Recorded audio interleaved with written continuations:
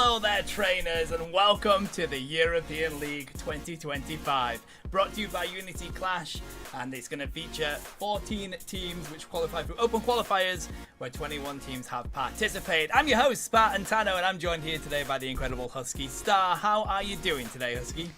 Doing pretty good. I was talking to you backstage about how I'm in the process of moving, so I'm packing all of my stuff up. It's a nightmare. Glad to get a break for a little bit to watch some Pokemon Unite.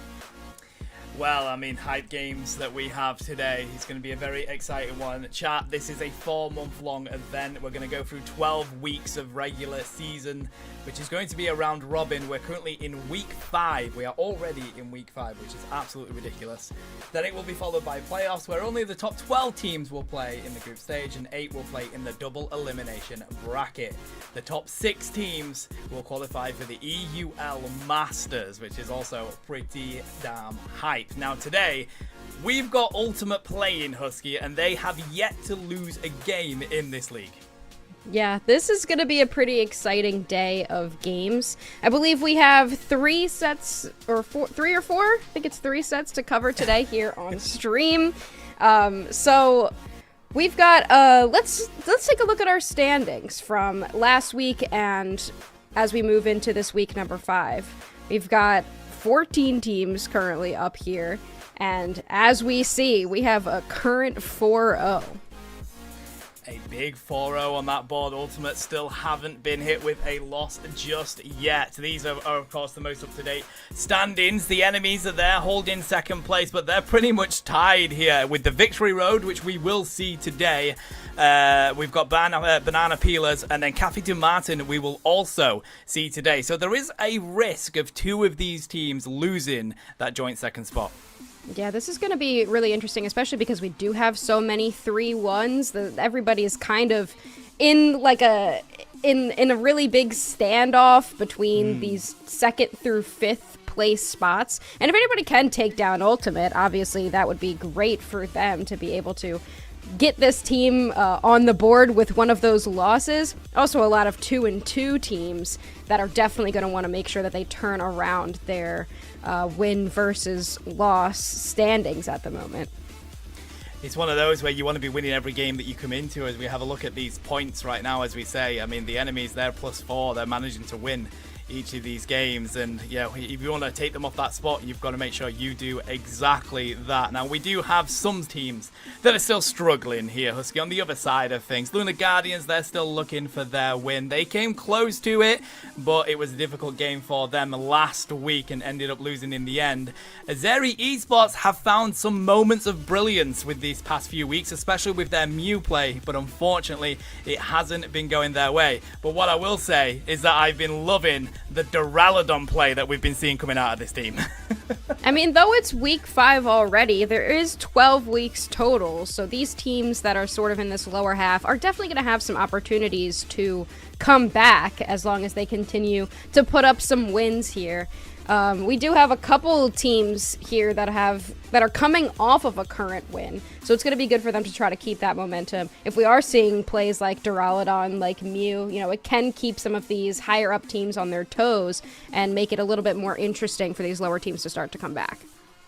Well, we'll go into a little bit of the stats because we've got plenty thanks to our incredible Diavia that's been creating the stats for us. In the meantime, though, let's have a look at the schedule of today, what we're going to be bringing you for today's session, and then we'll have a look at the interesting stuff that's been going on in the past week. So here is today's stream schedule. We've got Cafe du Matin versus Pineapple, Ultimate versus Plus Ultra, the Victory Road are going to take on Familia, and the Bolivian are going to take on Los Duros for today.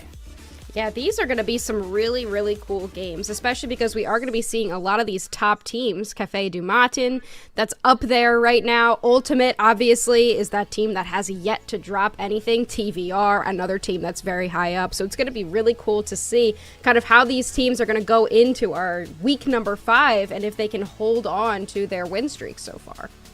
It's quite exciting. There's plenty of really high up teams in this league so far. So there's the opportunity for upset is the way that I'm looking at that, Husky. We're going to be, optimistic and see if some of these teams can pull off a fascinating upset. That's what we like to see.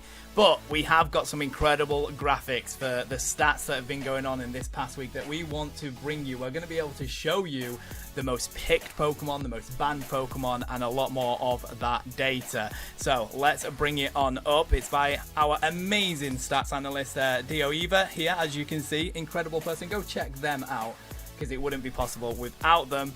I believe first thing we're going to do is have a nosy at the overall most picked Pokemon from week 4. So let's get production to throw that one hopefully up on the screen. Potentially.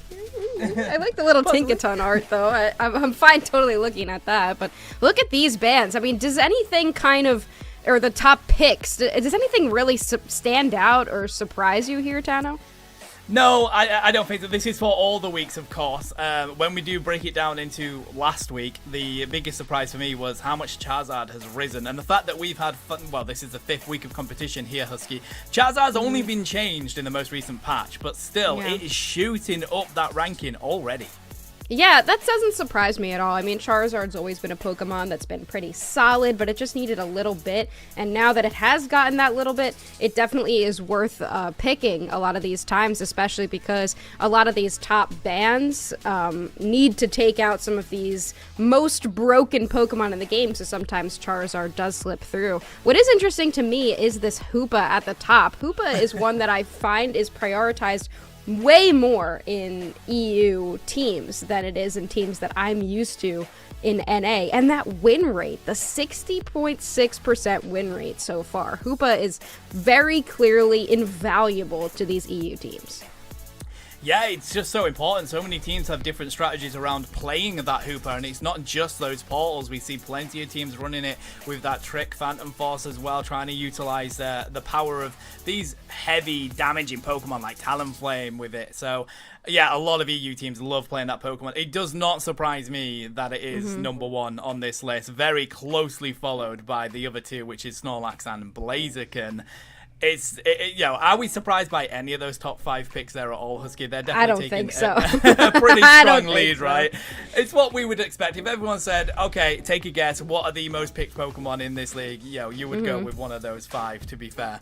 Yeah, I mean, the Blissey having a low win rate, though, is pretty interesting to me because it is just one of those supports that's so strong. But let's take a look at the most played Pokemon as well and see what we're actually looking at. There's a lot of picked, top 10 most picked, and then this is what? This is week 4? Okay, so then this is going to be week 4 specifically. We got our most picked overall, and now this is in week 4. So now we're really seeing Charizard shooting up the charts just last week. Yeah, 68% pick rate is bizarre. And I mean, a 63% win rate is decent, but you would expect a little bit more. What's so fascinating is as you have a look at that Galarian Rapidash, now it is very common for it to get banned. It's only got a 43% pick rate, but 85% for a win rate is absolutely massive, Husky. So it's no surprise people continue to ban that Pokemon. And again, Hoopa with this very high win rate, 71% picked as much as Galarian Rapidash is.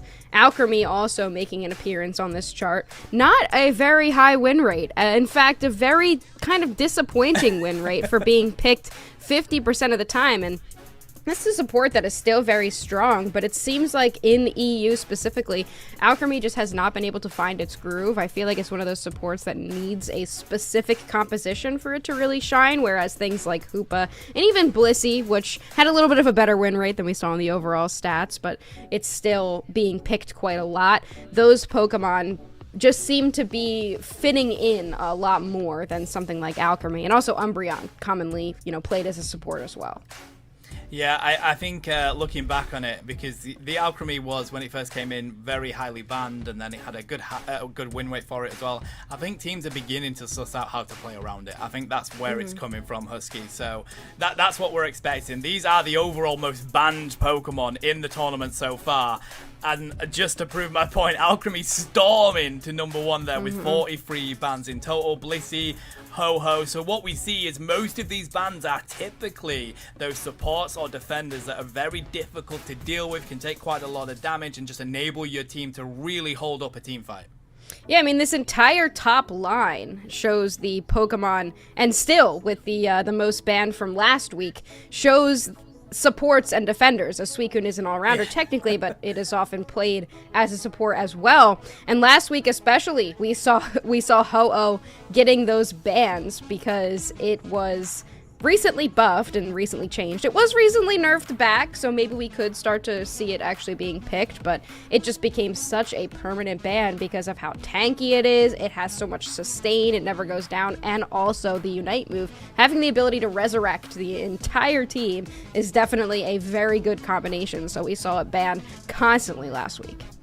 Yeah, no surprises. It takes so long to KO it. It's absolutely ridiculous. And then we do see a little bit of a sneak of those strong attackers. We're also going to have a nosy here, chat, and I find this absolutely fascinating. These are the top 7 teams overall so far with the best secure rate. So Ultimate, they've shown up for 33 objectives played, which is absolutely massive. No wonder they're undefeated at the moment because they lead with a 70% secure rate, Husky. That is incredibly impressive for a team. Yeah, I mean, interesting how Ultimate has yet to drop a set, and also they're the team with the highest secure rate. Really just goes to show how important it is to be able to secure these objectives and prioritize having something on your team with the ability to get that final secure. And a 70.2% win rate, as opposed to the next highest, though, which is 69.4. So Crash Out GG also securing a lot of objectives. And if that objective is Rayquaza, a lot of times that can be the game winner. No, it can. I mean, Crash Out GG, they're currently mid of the table as well at 8th. So, you know, it's one of those where it feels like that is what's enabling them to keep themselves in it. We've got also, I love this data, a percentage of the amount of Reggies that spawn on in. I feel for Regirock here, Husky. Poor I think Regirock. We need to give Regirock some love. Only 10% of the time, the RNG on that is absolutely cooked. Mm-hmm. Yeah, I mean, I think that this also is like percent of Reggie's done. Obviously, you'd expect Regieleki to be the highest percentage because it always spawns, as opposed to those other 3, which have a random chance of spawning in the basement path. But it is interesting to look at here, Registeel being the highest out of those 3 basement Reggies that end up getting done, because, I mean, I think it's pretty common knowledge that this is the most beneficial of the Reggies, so if you do see that one spawn, teams may look to make sure that they secure that more than the other 2. But it is interesting that Regirock is just so far below. I guess the RNG has just not been kind to that Reggie.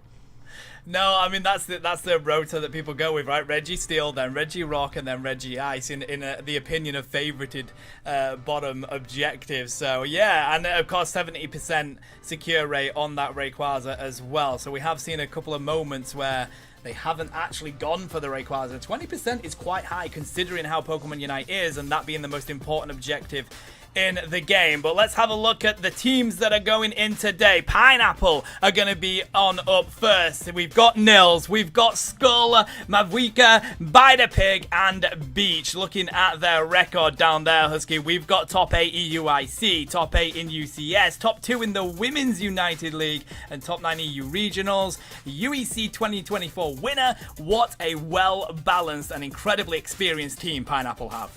Yeah, a lot of different, a lot of different, what's the word that I'm looking for? Decoratedness? I don't know. Accomplishments is probably the best. A lot of different accomplishments on that team. As Café du Matin have a couple different accomplishments as well. We've got top 8 regionals. We've got Gamers Assembly in 2025 for both Azalito and Cascade. And then a lot of different accomplishments here for Mbappe. Top 8 regionals 2025, Gamers Assembly, as well as top 2 in GA 2024. So again, 2 teams with a lot of different accomplishments that they're bringing to the table and coming together. So it's going to be interesting to see. I keep an eye on Mbappe as well. One of the most exciting players in this league. They are incredibly good, especially on some of those speedsters. But, I mean, looking at the current standings between these 2 teams here, Husky, it's a very close one. Café du Matin are currently in 5th place. Do You Like Pineapple are currently in 7th place. So, if Do You Like Pineapple manage to get themselves a victory here, they have the opportunity of leapfrogging the position that Café du Matin are in. Yeah, I mean, 5th place, though, to 7th place is kind of a big jump because 5th place was one of those that are all in that 3-1 record between 2nd and 5th place. So Pineapple is going to have to really kind of lock in for this set because they're one of those 2-2 teams. So though they have one more loss than Cafe du Matin currently has, they're still going to have to make this big jump in terms of the win record because they do have that one more loss. Yeah, so you really do want to be going in with a 2-0 victory is what they're going to be looking for. And of course, Cafe du Matin are not going to make that easy. They are the ones that have been able to take the side selection, and they're going to go for the choice of second pick here, Husky. We see that so often, especially here in the EU region. With the way Pokemon Unite is right now, no surprises, giving you access to some really good picks from the get-go. Yeah, I think teams that select second pick often have a plan for how they like to go for the draft, and usually that involves banning something out to specifically target Pineapple to have to take a specific first pick so that they get 2 picks that they want. And there is going to be Snorlax as an option here, which is always a good option. Umbreon also another one that is picked a lot, but Pineapple is going to go ahead and grab that Snorlax. Interesting. Okay, a little bit of an adjustment, and of course, yes, so we've got Latios coming out to play today as well. They were currently banned out from the previous weeks, but now we're going to see some of that action, pairing that with the Alchemy here for Cafe du Matin, and no surprises, Charizard will continue to make itself known. Yeah, there is that Charizard. Not surprising to see that curse bangle on it because it has that consistent damage, just prevent as much healing as possible. This is going to be my first time seeing Latios. And if that thing gets online late game, then it is a monster. But that means you do have to balance a team comp with some decent early game as well. And Alchemy isn't one of those supports. It has a little bit of trouble early. It really needs that level 6. So we'll see what they kind of lock in here to mitigate that. They are going to take that Blissey and Blaziken, 2 Pokemon that are solid early game, but it could be a little bit difficult for this Latios, which I imagine will go in the central area to get those early stacks. I do like the pickup of the Espeon here. It's going to be pretty good at trying to handle how maneuverable that Latios really is. Nils with the Leafeon as well. Looks like that's the approach that they're going to go for. Bidepig is going to lock in the Psyduck here, so we don't really have any typical healing coming in for Pineapple, but they really want to go for the Disruption, and Cascade is going to lock in the Zacian. So they really want to go quite melee here and put up a good protection line for that Latios.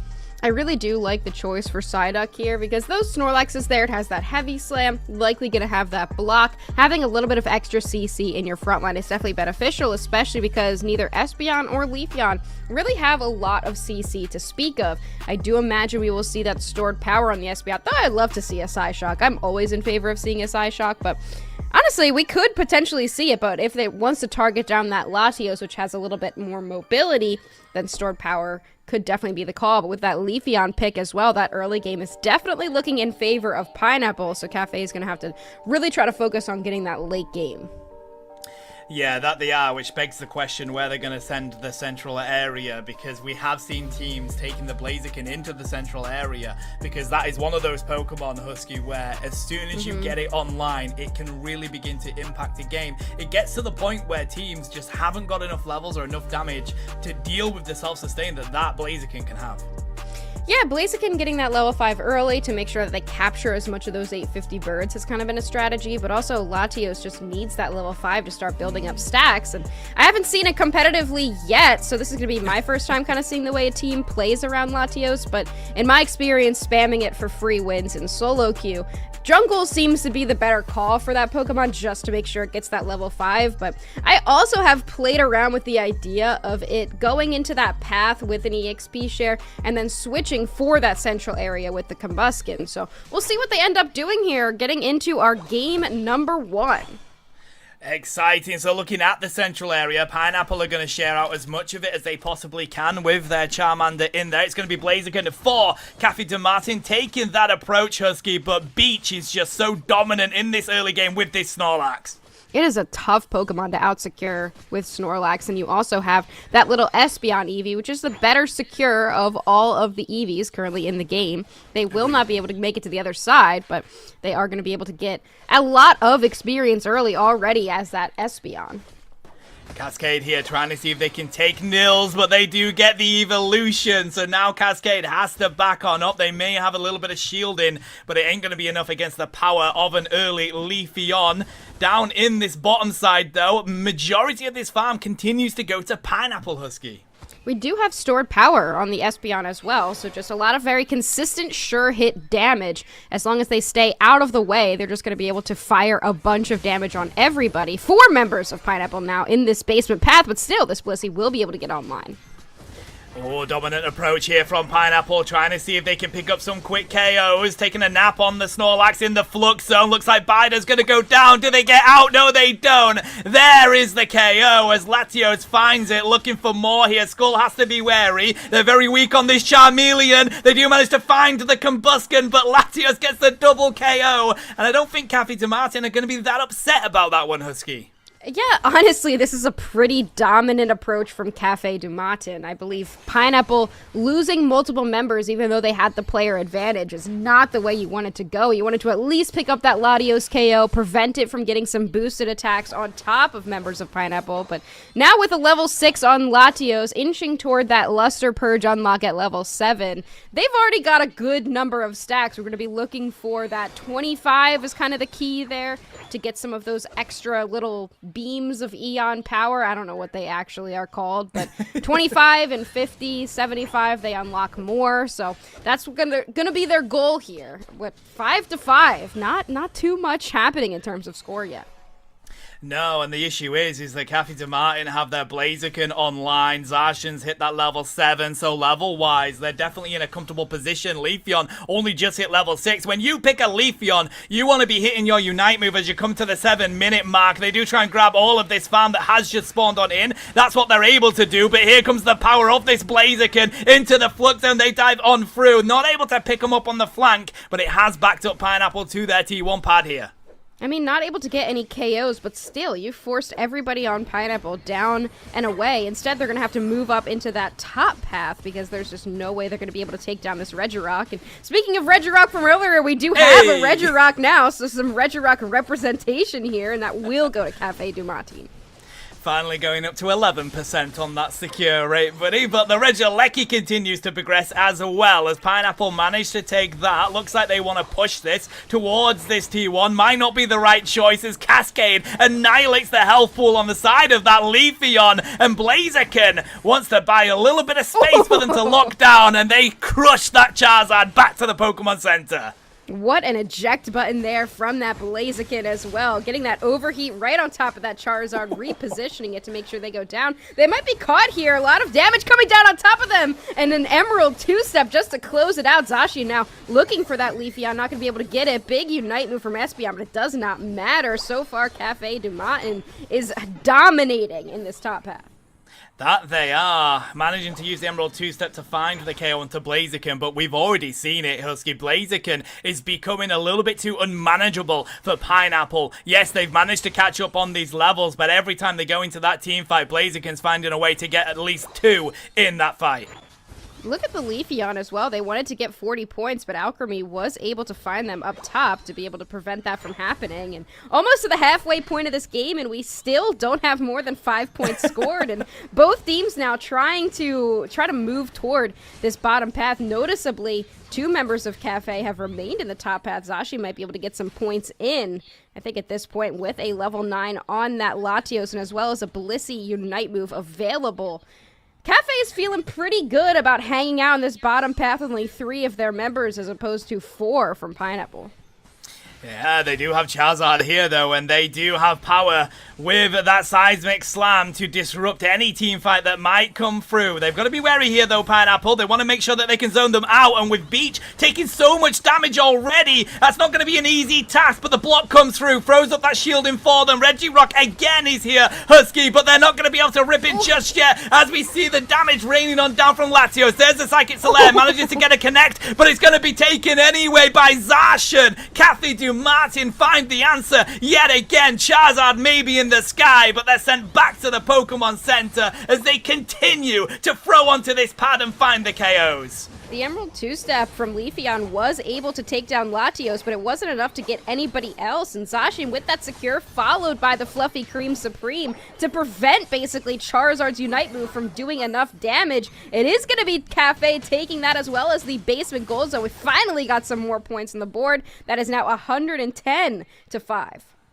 It is a difficult position because you know that the Alchemy is just going to hold that Fluffy Cream Supreme just for that Charizard to pull their Unite move, and then that's all that damage completely gotten rid of. Teams also utilize this Psyduck for it, so it's interesting. A good pull there as well, trying to poke up onto Latios. They come in with the Emerald 2-step, do manage to get them, but then Leafeon has to make a quick exit as Cafe Du Martin risking a little bit here on the side of KOs. Looks like Alchemy will go down, but they're the lowest level, so not too many concerns. It's all about this Blaziken here, Husky. Yeah, I mean, the Emerald 2-step is just basically reserved for that Latios to prevent it from getting away. Just a ton of damage down on top of that attacker Pokemon. And unless there's a preemptive Unite move from that Blissey or potentially the Alchemy, it's not really too much the Latios can do. But that being said, there is still a lot of damage that could come back the other way on that Leafeon. Charizard does pop a Unite move, but it's not in time to get the Regieleki. Blaziken will take that for Cafe Du Martin. That's a shame. Skull just locked straight onto getting that KO. Don't care about no Regieleki. I want this KO, said Skull. They do find it, but it means Cafe Du Martin break this pad, give themselves a 215-point lead over Pineapple right now. We could see them head down into this bottom path and look for that basement objective spawning in 3 seconds here. Espeon is hanging out trying to get some experience. Blaziken, though, there's nobody preventing this Espeon from getting taken down. They will be able to make it out on just 1 HP in a dream here. That's a level 14 Blaziken, though, against a level 11 Espeon. That is not looking great. Yeah, that was definitely more Blaziken letting Espeon get away with that one than anything else. Registeel does come on in for Cafe Du Martin. They're going to get that as free real estate. Pineapple look like they want to go push that T1 on the side of Cafe Du Martin, but wisely go on the retreat as we're 10 seconds away from Rayquaza. I mean, I would love to have seen what happened up in that top path because the Zacian was able to prevent like 3 or 4 members of Pineapple from moving toward that tier 1 goal zone. And now, unfortunately, Cafe Du Martin can't be completely in this Rayquaza pit because they do have to watch those goal zones. You don't want Leafeon getting the opportunity to backcap, and you also don't want to leave your attackers alone for this Charizard Unite move because, I mean, you've got an Emerald 2-step and you've got a Seismic Slam that could easily take down a Latios, but can you take down these Zacian and the Blaziken that are very high level right now? That's definitely the thing Pineapple are looking out for. Espeon's got to be a little bit careful. They don't know that Zacian's there, but I guarantee you the second they get the opportunity, they'll dive on in. Latios does find it. That is how demolishing that Pokemon is. A second they had them in Vision, Husky, and they just deleted them. Here again on the opposite side of the wall, managing to get half health there onto side of Snorlax. They're going to have to reset now. That is a late game focused Pokemon for sure. One-shotting that Espeon with a single Dragon Pulse. They didn't even have the Luster Purge mark on top of them. Still able to take down the Espeon. I wish we could see the number of stacks that Pokemon has, and it has just reached level 14 as well. So getting more stacks on some of this back farm too. It is going to be up to Pineapple potentially to go for a rip. Here comes the Psy-Eye. Yeah, trying to reduce that damage, but it doesn't seem like anyone's backed them up with it. Psychic Select comes through, but we need the Unite moves coming out. There's Emerald 2-step. There's the Seismic Slam. They've deleted 3 on the side of Cafe Du Martin. Zacian comes in to try and save the day with the Sovereign Sword. Doesn't connect enough. Charizard still not defeated. It's a triple KO for Leafeon. We come on through with the Latios trying to get the destruction onto Snorlax, but that doesn't count either. Leafeon backing on up here. They managed to take down the Sword Doggo, but guess what? There's not enough time. Latios has done what needs to be done for Cafe Du Martin to stay in this game, Husky. Yeah, it doesn't matter. I mean, the Latios was able to find their way back in, and even though they were able to take down 3 with the Emerald 2-step, they didn't have it to take down the Latios. What a run here from Cafe Du Martin to save that fight. I mean, that's just what happens if you have a Latios online late game, honestly. You've got, it doesn't matter how many Pokemon you take down. I've been spamming Latios a lot. I've been trying to, like, go for my green ribbon on this thing before it gets gutted, because I think it will. But it is just ridiculous as soon as it gets enough stacks, and you could see from when it did take down that Espeon, that gives Pineapple an idea of how many stacks it has, and it was at least 125 at that point. That's kind of where you want to be by the time you get to Rayquaza. 10 KOs for that Latios as well, more than anybody on Pineapple's side, even though Leafeon did have 7 KOs. It was just not enough to get that Latios. Wow, 112,000 damage. And the thing is, it's not the thing with these ranged attackers is usually they don't have that much maneuverability, so you do find a way to deal with them. But I feel like Latios isn't that easy to catch, and it shows with the fact that Pyro's been able to get around and deal that much damage without taking that much either. What an impressive showing by Ghatlue Matin, and probably showcasing how Latios people need to have a conversation about whether they want that on Fire Sky Ruins. Yeah, I mean, it's going to be interesting call for Pineapple. I mean, I think I said it earlier in the match that the Emerald 2 steps were basically reserved for that Latios. And though they had a fantastic engage, I think that's kind of the counter. You want to one-shot the Latios before it one-shots you. And that can't exactly happen with a Seismic Slam. It can do pretty well, but it will still get a lot of damage out. The Emerald 2-step is kind of the way that you have to do it. So Latios being able to just kind of hang out in the back, let 3 of their teammates go down. They didn't even get a Alchemy Unite move out in that final fight. Pyro just was able to go in there and completely obliterate everybody with just a couple Dragon Pulses, a couple maneuver abilities, and they did not have the Emerald 2-step available because it was used to take down 3. You'd expect that would be a great play, but unfortunately Latios' late game is just too broken right now. Husky, Latios took 20k damage, the lowest damage in the was entirety of this game. The thing wasn't touched. The amount of times we saw Nils get an Emerald 2-step onto it, but yeah, 11%, the lowest damage in the entire game taken, just shows how good they are on that Latios and how easy it was for them to just stay in that back line, kite around that battlefield and drop a massive amount of damage. That's an impressive showing for the first one.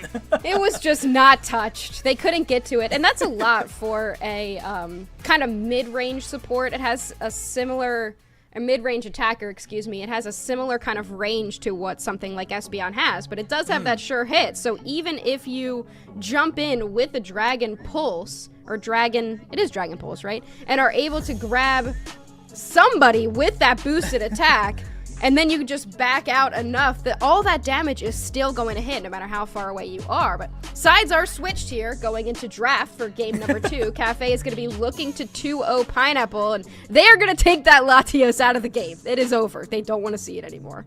I think that's the wisest decision I've ever seen a team play. Take that Latios out of there. You can't let that happen yet again. And now you don't have to be concerned about building a comp to deal specifically with how strong that Pokemon is. They're going to continue with the ban onto the Ho-Ho, which lets loose Cascade on the Galarian Rapidash here for Ghatlue Matin. Yeah, I was gonna say, there's a couple calls they could go with for first pick here that noticeably weren't banned. One is Hoopa, one is that Galarian Rapidash, and Umbreon still on the board here as well for Pineapple. They could pivot over to that pick because Snorlax has been banned. Noticeably, Hoopa is on the board, but they're not gonna take it. It looks like instead, maybe they're gonna lock, instead they are gonna lock in that Charizard. I mean, we're going to continue to see Charizard come out in pretty much every single game because people don't feel like it does enough for them to ban it here, Husky. This is it, because you do have Unite moves that can limit how much damage their Unite move can do. So I think teams are trying to draft around it at the moment. We see Hooper come out here for Ghatlue Matin. Looks like they're going to get access to their Mew as well. They're in a pretty comfortable position with their draft so far at Ghatlue Matin. Yeah, I mean, first pick is definitely really solid, but noticeably Pineapple did choose to go with that second pick slot since they were the team that lost. So I think that for the team that chose to go with second pick and to give over the 2 Pokemon that were noticeably banned in the previous match, Cafe is feeling pretty good about themselves right now. But Charizard still being over to Pineapple is definitely dangerous for them because you can just grab the Galarian Rapidash out of its hindrance resistance. And they did grab Armarouge here, which is a pick that I really like. Very tanky frontliner. You notice the Curse Incense, you notice the Focus Band. So it's just going to kind of be that all-rounder in the front line, but it does defeat the range. They are going to need something for range here. Potentially, they're going to look, there's their Hovering Duraludon. There's a couple options. Are they going to go for the Lucario instead? I mean, we've seen some Duraludon play in this league, but it definitely hasn't been Pineapple that's usually gone for it. But I'm with you. I adore the Armarouge pick. It's one of my favorite Pokemon in the meta right now. I hope it doesn't get nerfed because I just find it absolutely fascinating, especially as a caster, to see how many resources a team has to use just to deal with that one Pokemon when you hit that sort of mid to late game. And Mavika's very comfortable on this Pokemon as well, Husky. So this is going to be the state of our game coming into this second game. Kathy Dumartin are going to want to take this as a 2-0 victory, but I like the comp that Pineapple have built here. They just struggle with range. Yeah, I think that's not really going to matter too much. I think that their focus here is not to really let this double speedster composition on Cafe get online. So, I mean, I really loved the Galarian Rapidash, and I really loved that Hoopa in that first slot, but taking the Leafeon here was an interesting call, in my opinion, because there's really nothing that Leafeon can one-shot unless it gets super far ahead, which I wouldn't, I wouldn't put it past Cafe Du Martin to get this Leafeon at level 6 before even the 850 birds come up. But at the same time, in the late game, with an Armarouge available, with that Charizard available, there's not a ton that an Emerald 2-step can just immediately take out of the fight. You might have to use both of those Speedster's Unite moves to take something completely out of the fight. So it's going to be up to Pineapple to make sure that they maintain the tankiness that their team comp has, but without that range and the Mew in the backline, it could be difficult here, Tano. It's a bold strategy, Cat, and let's see if it plays off for them as they go on into the central area on the side of Mbappe, looking to get that Leafeon online very early. Charizard doing the same here for the opposite side, with the pressure of this Lucario in the top lane, the god of secure in the early here. I love this stats down here. You can see for CDM what they've picked before, and their Hoopa hasn't looked great, but their Mew has looked fantastic, having 5 wins so far and 4 losses. And Mbappe's Leafeon noticeably has not been able to pull out a win for them just yet, but they've only picked it once. On the other side, for Pineapple, they've looked pretty good with this Umbreon. They've evened it out, but they haven't been able to make this Armarouge or Charizard come out on top so far. But they do have their 1 win on the Eldegoss, which they've picked up again. So that could be looking pretty good for them. But so far, they have not been able to pull out this composition as of yet. Well, looking at this early stages, Kathy Du Martin have got their early Evo onto their Rapidash, the same with their Leafeon. So really, the ball is in their court here if they try and continue putting this pressure on. Here comes the 850s. Good effort with the Razor Leaf there. That's all taken by Kathy Du Martin. Looking for a KO. They don't find it on Nils. They get themselves back with that healing and that shielding. When we see Cascade on that Galarian Rapidash get some stacks of their special attack specs online, then those Dazzling Gleams are going to hit. And even though Dazzling Gleam did get a little bit, just a slight damage nerf, I still think it's just so strong, and that Pokemon is so annoying. But, I mean, as I said before, unless the Leafeon gets online, it's going to be difficult to one-shot anything. And Mbappe doesn't seem too worried about that. That they do not. They are really showcasing to Pineapple, this is how a Leafeon plays the early game. They've gone in, they've got the double KOs from the central area, they're going to score this 30 dunk here. They are feeling so comfortable that if they continue with this progression, they're going to have their Unite move before the 7-minute mark.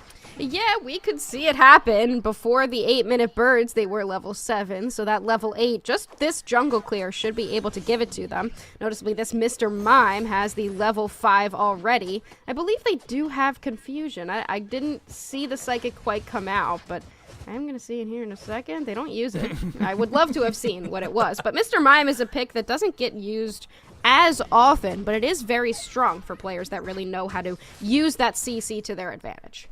And it does a decent amount of damage as well when you're throwing them against that wall. I love to see a Mime come out to play. So let's see here as the 720s come on through. Good effort there to dive on in on the side of the Armarouge, but it's going to be Leafeon that puts an end to that fight with the Emerald 2-step. It's a triple KO. It's Mbappe all day long with a Quadra. Oh, that's a Quadra KO for them. The Leafeon getting online early is dangerous. Now, Charizard doesn't quite have its level 9, so it doesn't have access to the Seismic Slam. Eventually, it should be able to get it if Pineapple does pivot up into this top path and able to take the Regieleki. I do like the choice for Pineapple to realize when they've lost a path and just head to the opposite path. I think that's a good call. You don't want to lose too much experience, but Cafe was able to pivot to the top path as well, so they're not really giving them any openings. Well, that's the power of these speedsters. The rip on the Regieleki is here as well. We see the Armor Rouge with a fire spin there looking for the secure, but it's Mime out of the backfield with the absolute Kobe. Secures the Lecky as they try and push this here into the T1 pad as well. Massive beam comes in from the Mew. They rain down the damage and they annihilate Pineapple and that T1 pad, Husky. Absolutely devastating for Do You Like Pineapple, just not able to get it done. I mean, they ran a late game composition in that previous match, what Cafe did with the Latios, but this time they have completely pivoted away and gone for an early game composition instead, and it's working out for them. This Leafeon now level 11, 2 levels above the highest level currently on Do You Like Pineapple, and 175 points to 9. It's really going to be up to Pineapple to make sure that this Charizard, this Armor Rouge, get up into that late game focus. Just get as much experience as possible. It's going to be important as well. With level 11 on that Leafeon, you've got to make sure that you're not getting into risky situations where you get KO'd, because that's a lot of experience that you can give over to Pineapple. They're not that concerned about that right now, as they're managing to find a little bit of an effort with the Rapidash. Right now, Pineapple going to have to continue to defend. They've got to find some experience on this field wherever they can. Right now, it's only going to be this bottom Reggie that opens up for them. This Mew poke damage is proving to be so rough right now for Do You Like Pineapple, especially because they don't have any range of their own besides that Size Shock that Armor Rouge has access to. But other than that, this Mew with those solar beams constantly just putting that damage down Leafeon does not really seem to care too much about who's around. They're just going to go for another Emerald 2-step. They will take down Lucario easily and then just simply back away. Galarian Rapidash will be sacrificed to that Charizard Unite move. The rest of the team is down at that Hoopa portal. Cafe will easily take that, but there is a couple points going in here. Yeah, not a massive overcap, but they're going to be comfortable. But, I mean, Cafe are just going to answer with their own huge scores going in. So whatever Pineapple just did, they answer for. They are going to go for the rip on the Regieleki here on the side of Pineapple. That's going to put a little bit of pressure onto Cafe Dumartin. But now, they got to farm Husky, and they got to farm quick time.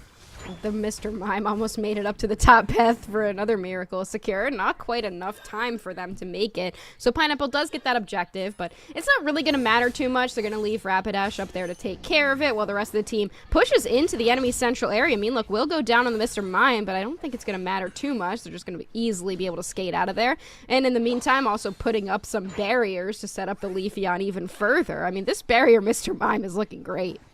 It is. It's very exciting. But what is also looking great, although a bit risky here, is Mbappe gets caught out in the mean look. And that's a level 13 Leafeon going down. Nearly hitting level 13 on the side of Lucario off the back of that one. Yeah, the Leafeon just got a little bit too confident there. I mean, they definitely have the level advantage and they can do really well, but now it's the mid game, and Leafeon noticeably a Pokemon to fall off in that mid to late game, and giving up the level 13 KO there could be what puts Pineapple back in this game. Still, they need more points, and now it looks like Niels wants to get a bit cheeky themselves, going into the central area of Cafe Dumartin. Cascade managing to defend that one off. So weak on the side of Beach, they get the wish coming through, and they're back to a healthy status. But right now, both teams just seem to be wary of each other. We need more farming, I feel, from Pineapple. Lucario's hit level 13. There's the Charizard level 13. So they are getting themselves well back into this fight, Husky.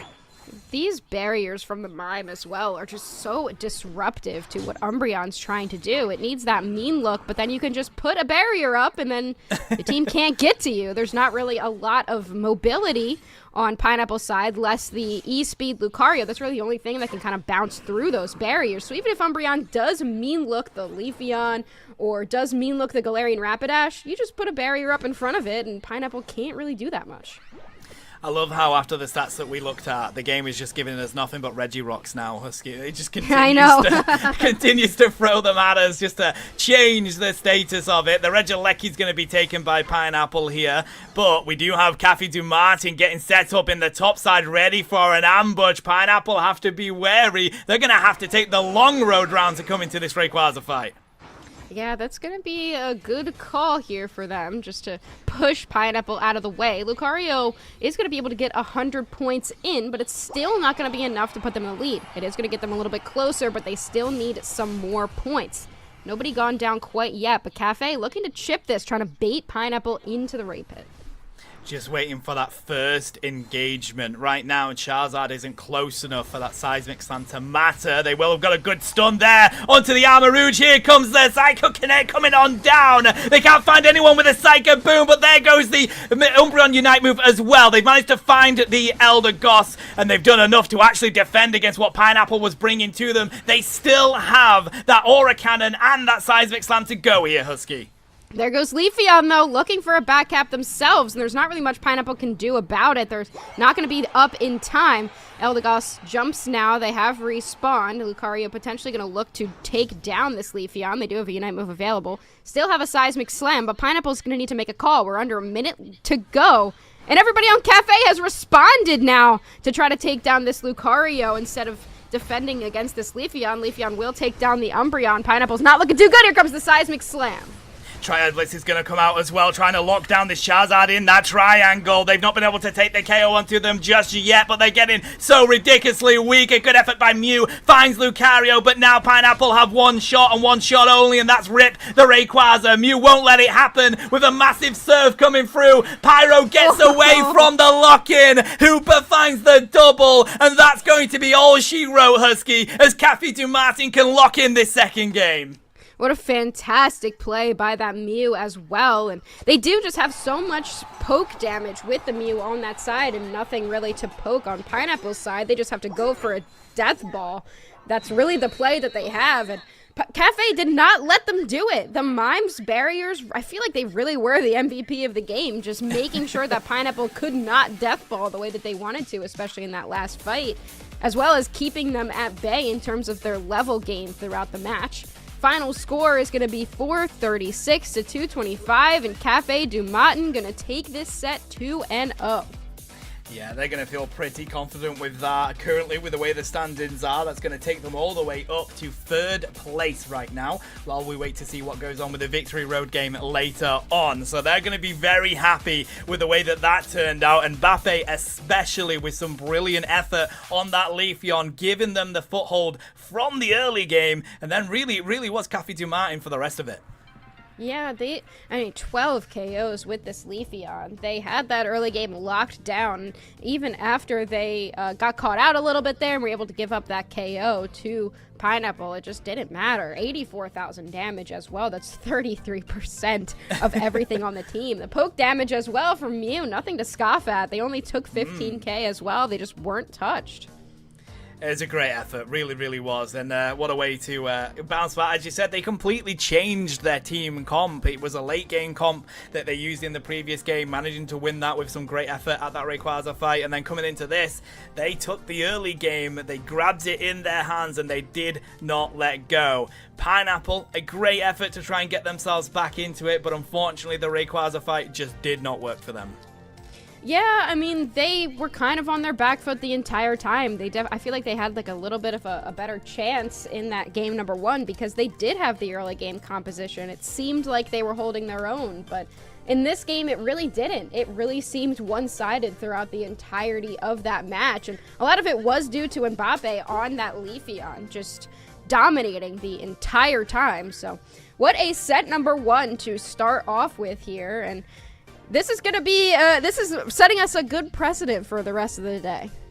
Yeah, no surprises at all. I wonder if we will get any game-free situations today, because, I mean, there's this next game that we've got coming up, Ultimate versus Plus Ultra. Ultimate are currently leading the league just in general. They dominate every game. But then later on, we've got some teams that are very close in those ratings. So I would very much like to see a couple of game frees. But we'll have to wait and see. What we do know, Husky, is that we're going to see plenty of these Regirocks continue to come out on Fair Sky Ruins. Oh, yes. We're going to see a lot of Regirocks. Well, we're going to be getting our next set ready for you. What did he say? Oh, we have an interview. Let's go. Okay, I can't hear anything. I just panicked. we're just slightly deaf, but no, we're gonna have an interview with Cafe du Matin. We're just waiting for that to be set on up, and then we'll bring you that. Oh, hello. Who is it that we've got from Cafe du Matin? Let me just. It's Pyro. Oh my God. Very excited to have you on the mic here, Pyro. How are you feeling after that incredible victory? I'm feeling good. Thank you. I don't know what to say, actually. Very happy with the effort that you just put in. I mean, it felt like you Yeah. changed up your strategy in that second game, Pyro. What was the thinking behind the way that you changed the way to play? I don't really know. I just played how I felt, how it was good to me. I don't know how to say, but I just did it myself. I don't know. I saw the Mew has come out quite a lot for your team. It seems like, you know, if Latios isn't available, then, you know, Mew is kind of the pick. Is that going to be the strategy that continues throughout the rest of this tournament? Just kind of always landing back on that Mew? Okay, so Latios wasn't like, it wasn't a must for our teams. Like, we let it open, but if the opposing team don't take Latios, we just take it.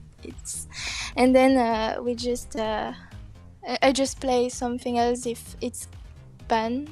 I don't know.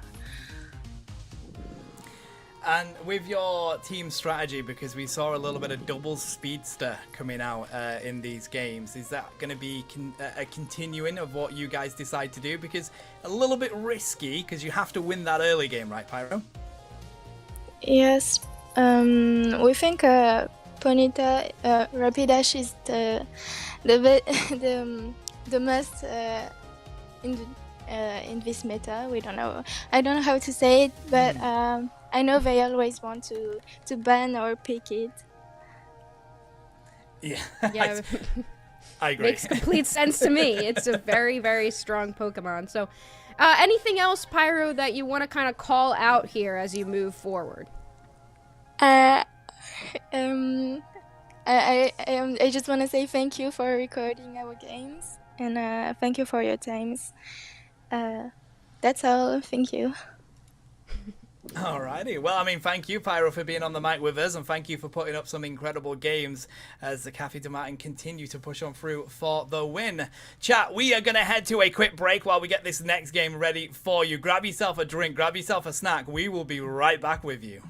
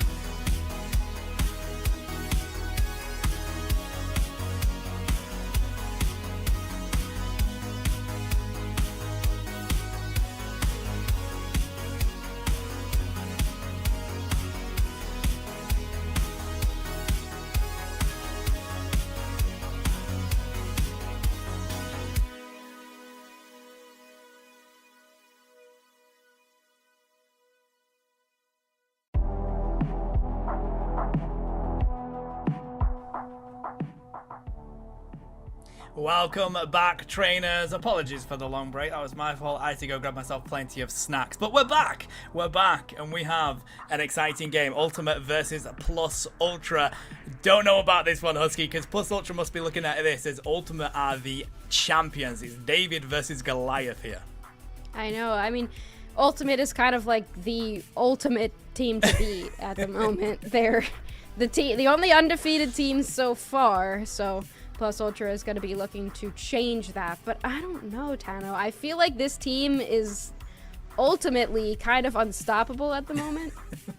I mean, it's justice for the name Plus Ultra, because that's exactly what they're going to have to do if they want to be Ultimate here. It seems like teams just cannot find a way to break through what Ultimate bring them. But while we get that ready to go, let's bring up the profiles and have a nosy at the teams and where they're standing. As you know, Ultimate are currently undefeated. We've got Kranix, we've got Nachos, Kiroro, Mbok, and Voxshow here as we have a look at the stats. Top 4 at EUIC for both Nachos and Kranix. We've got multiple top 3s in UCS across the board. 5th in regionals. Multiple top 4 in UCS for Voxshow as well. Incredibly impressive is this team.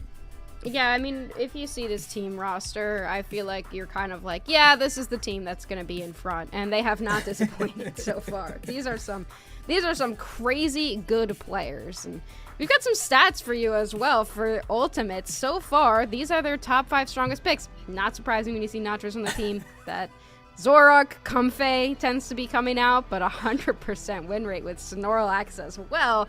Kind of devastating. It is, and they're one of the only few teams that is managing to find some sort of success with the Garchomp as well. This team just have every area of Pokemon Unite covered when it comes to what picks they can go with, and when they are backed into a corner or they want to come out strong, that Zorak Comfey is a go-to for them, and they rarely lose on it as well, Husky. So they've got to be thinking about that on the side of Plus Ultra, right? Yeah, it's one of those, like, everybody complains about Zorak Comfey, but when a team pulls it out, it really is just devastating. But let's take a look at Plus Ultra as well.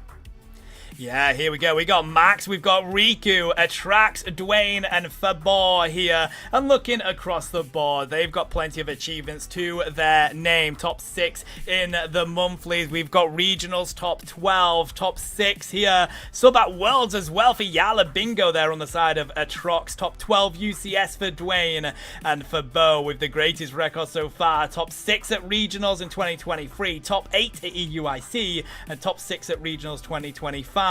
So that's multiple years with being in that top 6 for Fabor over there. Yeah, I do appreciate the Max's achievements here, being a cringe Zeraora player. I mean, I respect it, honestly. That is quite an achievement to reach that status of being one of those cringe Zeraora players. But currently this team is 2-2 in their stats. Let's take a look at their strongest picks. They are not prioritizing that cringe Zeraora, unfortunately. But they are using Zacian a lot, a Pokemon that we see when teams can play it, we see it come out. But otherwise, you know, it's not as dominant in the meta as it has been previously. But a lot of good calls for them as well. Their Snorlax is pretty good, and Teleon still making a showing. Blaziken, as usual, as expected. It's very strong. And Hoopa, of course. Yeah, it continues to be their highest win rate Pokemon here for the side of Plus Ultra. As you see, the win rates aren't as high as Ultimate because they currently do not have a single game that they've dropped. So this is going to be a bit of a mountain for Plus Ultra to climb, but you just saw the accolades that team has. They're a very strong team. They've come up against strong competition quite early here in the European League, but they're still managing to keep themselves there at 2-2. I believe it's good enough for 6th place so far, Husky. Yeah, I think that's what I saw. I can't find the thing that said it, but they're 2-2, and a lot of teams are 2-2 as well. And somebody's gonna need to start to dethrone Ultimate. Will it be able to be Plus Ultra is the question. And I don't know. The Ultimate roster is absolutely stacked. They have the momentum. They haven't dropped anything. And clearly they have found their groove with the Pokemon selections that they have brought out. And it's probably going to be Plus Ultra that has to kind of figure out how to adapt in a way that allows them to come back and try to beat this team. Yeah, they've got to be wary about this Zorak comfy coming out. And I mean, sometimes Ultimate don't even use the comfy with it. So it's one of those where they've got to be cautious of that, because when backed into a corner, they will 100% be going for that pick. And we've not seen many Pokemon that Ultimate have struggled with, to be honest. So in a stage where the state that Pokemon Unite currently is, with so many strong picks that they can bring on out, you kind of got to play your own game here, Husky. You can't ban out too much, because Ultimate, they've got so much flexibility within their team that banning out a certain Pokemon just ain't going to work. Yeah, I am going to be interested to see, how the teams adapt to a couple of the different meta shifts. We just had a patch, This is the first tournament that kind of is being played after that patch it came out, I think, like officially like Thursday night or something like that. So for like a week or two, there was like the Ho-Oh meta where everything was Ho-Oh. And so we are seeing it on some of our stats, but it's not being picked so far, and it's not being banned so far just yet. So I wonder if that is still going to be a call for some of these teams, but I feel like if you're Ultimate, you're a team that's good enough where you're not really too worried about what the meta is, and it's going to have to be the teams that have a lower record than you, that have a lot more to prove, that are going to have to really pay attention to the way that these metas are shifting. It does get to that stage, though, doesn't it, when you've not dropped a set yet, where you're like, we've got to keep holding this up. We need to make sure we don't drop a set, but that itself is quite a bit of pressure, right? You don't want to be losing the ground that you've built up, the momentum that you've got as a team. You don't want to lose that, especially with how close we've just seen second all the way down to 5th place is, Husky. Yeah, and a lot of it's close too, like 2nd to 5th, and then like I guess it's like 6th to 8th or 9th. That's also extremely close. Like we haven't had enough games just yet, even in week 5, to really carve out exactly what position these teams are in. So I think my prediction, especially for the next couple weeks, is going to be a lot of shifting between like 2nd and like 9th place. But I don't know. I feel like Tano Ultimate just might not be going anywhere. I am with you. I think they've set up camp, they've got their tents out, they've got their deck chairs, and they're sitting comfortably at the top of this league. Let's see if they can keep themselves there as we go on into game 1. Looking at the bans, the Ho-Oh will continue to be banned out, and it's going to be Slowbro here for Ultimate. That tells me one thing, Husky. Yeah, the Slowbro being banned out. They want to play Zoroark.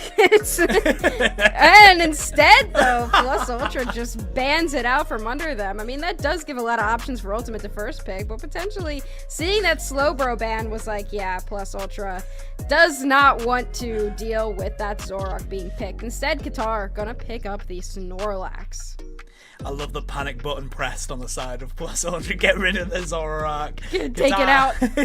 Get rid of it. Because they banned the Umbreon as well, which is another Pokemon that's great for taking that on. Now, it does mean that Plus Ultra get access to this Latios, and that's the one thing we didn't talk about. We haven't seen how Ultimate is going to do against a Latios, and we've already seen how great of a Pokemon that can be in this 5-stack.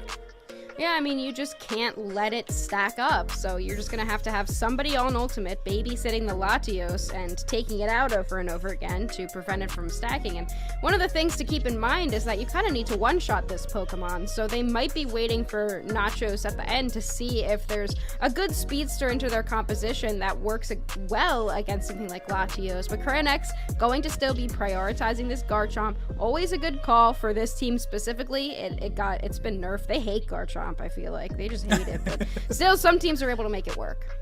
How can you hate Garchomp? It looks so adorable, and then it becomes such a fearsome Pokemon. Riku, though, is going to pull out the Absol, one of my favorite Pokemon, and Nachos does the same with the Talonflame. They're going to stick with the Comfey here. This is interesting from Ultimate, Husky. Usually, Nachos, you'd expect to go on that EXP share, Darkrai or something like that, and then they go for more damage, but no, they're going to go with the Talonflame. They're going to try and lock down this Latios, knowing that's going to be one of their biggest threats on the side of Plus Ultra.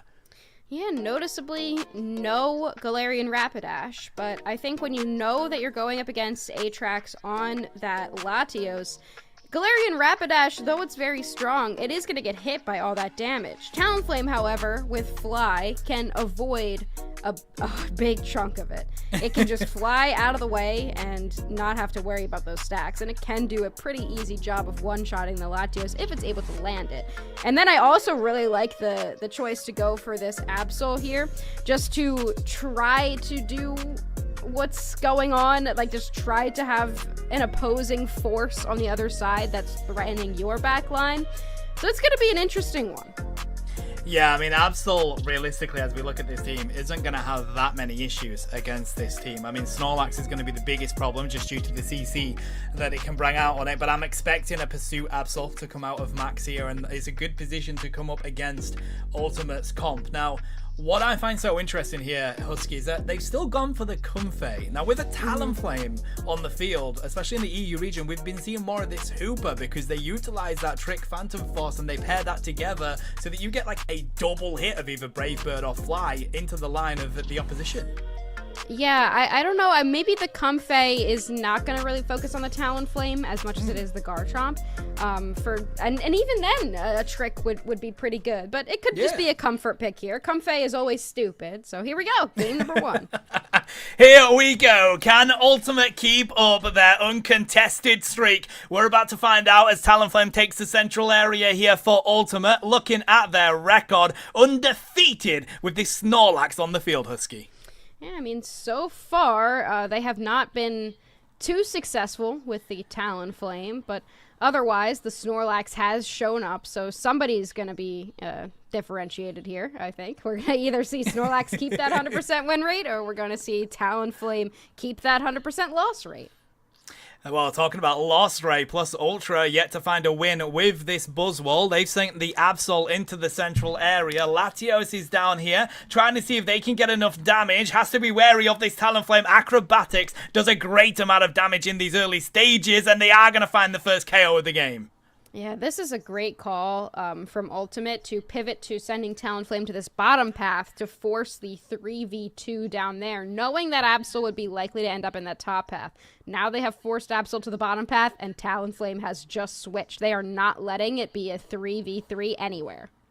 Oh, wow, that is huge for Ultimate as they limit the level 5 on the side of Buzzwole. Does mean that they can try and put a bit of pressure on them here, and if Kranitz can pull them away with the Dragon Rush and get them out of there, they might find the KO. No, Hollow gets back to the pad, but Talonflame finds the answer with the Absol in the bottom path. Yeah, already getting a KO there. That Talonflame getting closer to level 7, and we haven't even reached the 8-minute mark yet. And Garchomp just putting up a ton of damage in that top path. They can't let Buzzwole or Blissey even leave their goal zone. We do see the level 5 now is on the Latios, so they are going to have that Dragon Pulse available, and they're going to need to start stacking up. But oh no, the little Swinub is in trouble. They will go down. Oh, the poor Swinub also has so much thick fat to try and break through, but Qatar finds it. Riku backed up to the pad here on the side of Plus Ultra. This early game is going the way of Ultimate, and it does stem from how aggressive they are. We saw how much Kranix was sitting on that T1 pad of Plus Ultra, Husky. That's how they like to play. Yeah, and I mean, they're very good at positioning and macro. I pointed it out already, but they did not let there be an even matchup in any path. They wanted to make sure that they had the advantage somewhere on the map to make sure that they were able to win fights, and they already have been. Absol is level 7, but Talonflame has already made it to level 8, and they're making their way up to that top path. Let's see if anyone can grab something down there. We do see the Piloswine come online. Up here, though, the Fly comes through. We see the eject button out of Hollow. They get back. 1 HP in a dream. Absol tries to as well. The superpower's going to come on through. They may have found the answer here, but no, they don't. Flame sweep to get themselves out of there as they find the double KO. And the bottom pad is going Ultimate's way as well. They did lose Garchomp, but I think that's a loss they're willing to take, especially when you KO everybody else in the top path. You're going to be getting 40 points off the Talonflame. 30 points could go in off that Comfey as well, but Talon's now just going to be able to continue to put points in. Flailwax, notice we didn't point that out too much. It is a Flailwax. Does go down in this bottom path. Will give Plus Ultra control over this Registeel, which is a huge boost for them. Yeah, that global experience is going to be massive as we see the Unite move come online for Absol. Latios is also there with it as well, and we are seeing a little insight into how much this Latios can begin to dominate this bottom lane. Now they've hit those levels, getting those stats, Husky. Feels like that's been the balancer here for Plus Ultra. Yeah, they're going to need to make sure that they're depending on this Latios in the late game. They do now have Pylo Swine down in the basement path defending against 2, but they have sent the rest of their team up to the top path. They're looking for both objectives here. They have an opportunity to get it. They will. The Absol with the Unite move will take the Lecky. Had to use that there. Needs to get this Lecky and continue putting this pressure on to alleviate it. Flame Sweep comes through. Good effort by the Swole Slam's going to get themselves out of there, though. And with that smackdown, Mewtwo Y sent back to the Pokemon Center. Lecky goes on in. Talonflame here waits to land a fly into the arms of the Buzzwole. Riku comes on through, but it is going to be the friendly fields that come up from the Comfey, keeping them around with Kranix diving in with the Livid Outrage. Takes out Buzzwole. Looks for Blissey as well. Double KO as they look to push onto this T1 pad. It's all down to what they can do on the side of Atrax, but they have to back on up. It's a 36 overcap in that T1, Husky. Wow, what a fight. Very back and forth there. I think Plus Ultra definitely got what they needed out of it, but Ultimate really turned it around. I thought for a second it was all Plus Ultra. They were able to get so many KOs after beating that Regieleki. They were securing it with the Absol Unite move. They were able to push it in as well. Not quite breaking that goal zone. They will break the bottom path goal zone, though. Mamoswine in a little bit of trouble. Will have to use the Unite move, and the reinforcements have arrived. Oh, how we were. They literally locked in with a Mammoth Mash just to make sure they had enough health to get their team there. Wise decision by Ultimate to get themselves on the retreat for that one, but it looks like they're not even going to go contest that bottom Reggie as they look to take this mid farm. Talonflame is rotating down. We see Snorlax and Mewtwo Y show up as well.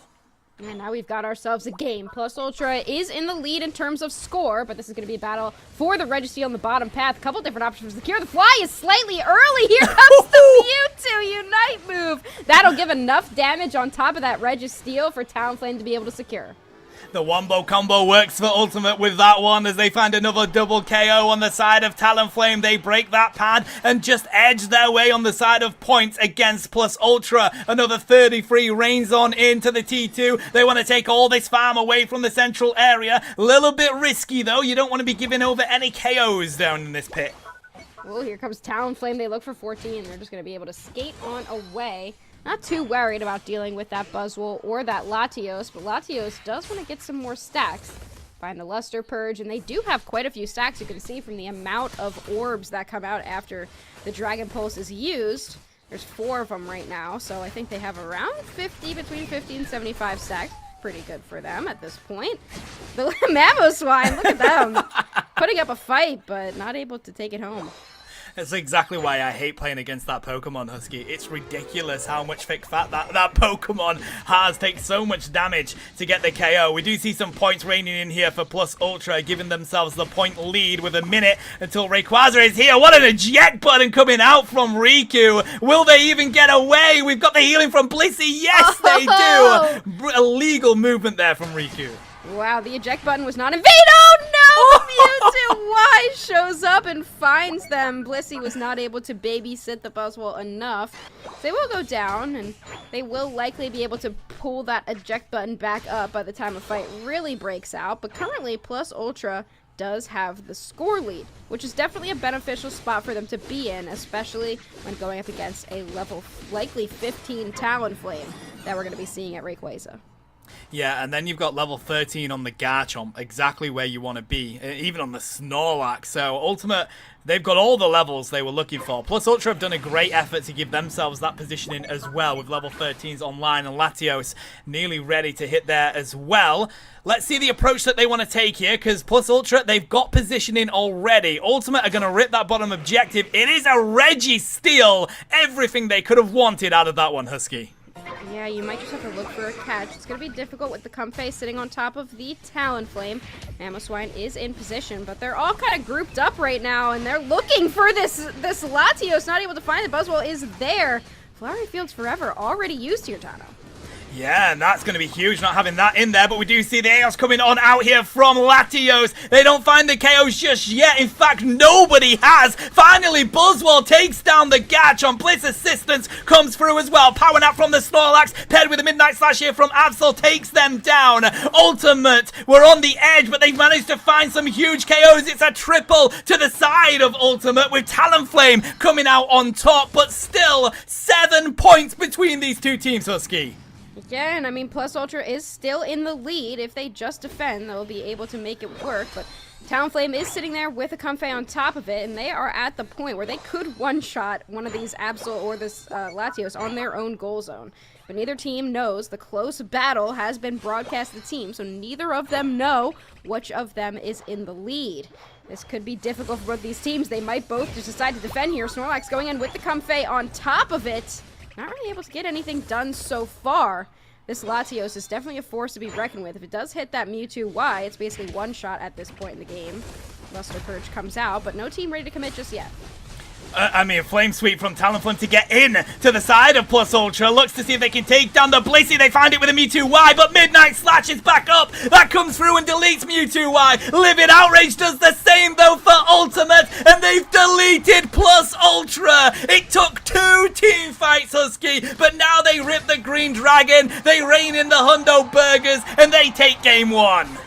Wow. I mean, I thought for a second there Plus Ultra had it, but Ultimate, the ultimate rival here in this tournament, they're going to be able to take your game number 1 handedly after the Talonflame with a huge Flame Sweep engage just rips apart the entirety of that team. And noticeably here, I do want to point out 3 Registeals that game. Yeah, I mean, it's ridiculous, isn't it? Like, it seems like anytime Ultimate's on the field, the Regis are paid actors, and it's going to be Registeel all day long.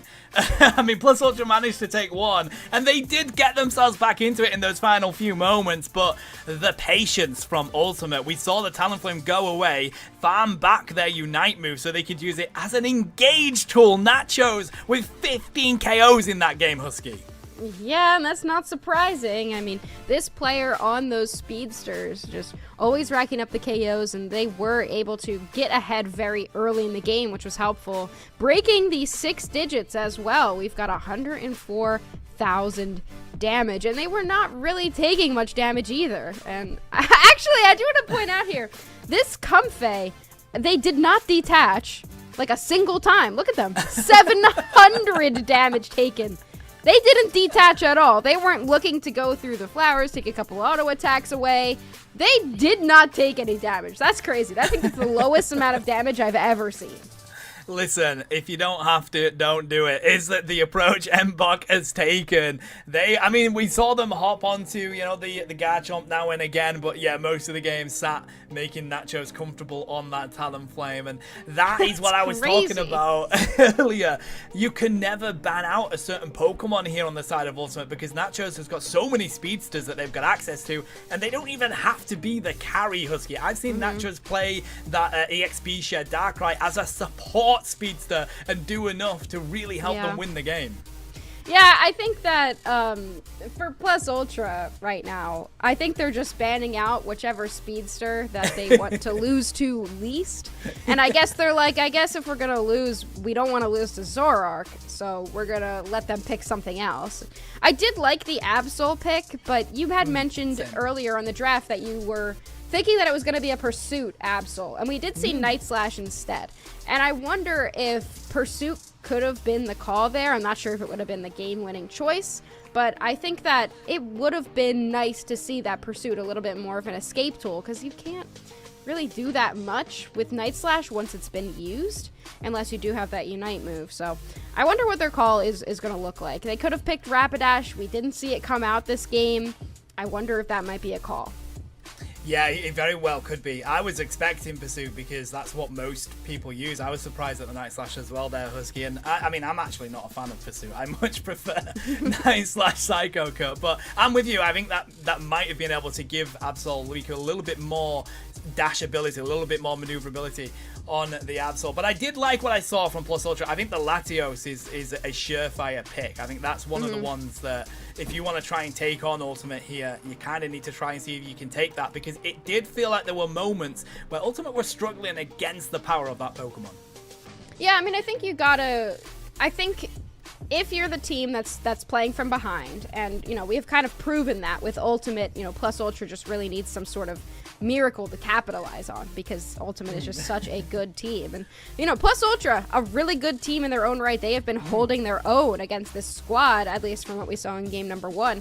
But I think that when you are the team that is coming from behind, having the consistency of an attacker Pokemon that is just consistently going to do damage no matter what, it's a sure hit. As soon as you use Dragon Pulse, it will hit, and if you get enough stacks, that's a free one-shot in that late game. So I think that having that as an option is still a good call, even if they weren't able to get it done this time. I think it's just a matter of making sure that you get that Latios farmed up so that when the Talonflame does use its fly, you can one-shot it on the way down. All right, here we go. This is going to be game 2. Let's see if the ban pick strategy is any different. Plus Ultra accept the fact that they have to take Zoroark out. If they don't, it will be picked by Ultimate. Yeah, they're just gonna... They don't want to lose to that Zoroark. They're just gonna take it out. Ho-Oh being banned as well. Another Pokemon that we've talked about because it recently got a buff and then it got a nerf again, but it's still being prioritized in this ban slot. Plus Ultra, however, is going to go for the Latios ban, so they don't want to first pick it, and they don't want to let Ultimate have it, so instead they're just going to ban it. It's a good call for if you're the first pick slot. You know what you want to first pick, so you ban out something that you don't want the other team to have. Yeah, I think that's a fair approach, because, you know, if you have to first pick the Latios if they let it through, that does kind of leave you a bit exposed to these stronger picks for sustainability within your team. Snorlax being a number 1 pick for the disruption it can cause, and it would open the door for Ultimate to take all of them away from Plus Ultra. Yeah, and they are going to grab the Snorlax, so they're not going to give it back to Qatar, who was playing the carry Snorlax previously. Instead, they're going to lock it in, and it is running a Defender build currently. A Pokemon that we haven't seen a lot today yet, the Suicune. We haven't seen it banned, we haven't seen it picked a lot either. Ultimate is considering it here. Qatar going to grab the Umbreon, and Kyoro hovering over the Suicune. They are going to lock that in, so they've got their core front line now figured out. I think with Suicune, it's kind of having to be, like, we figured out that Suicune is a support or a defender. It has to be running that EXP share, but it has trouble with what Pokemon exactly complement it. So you have to pick your other frontliner as well to make sure that the Suicune can really shine.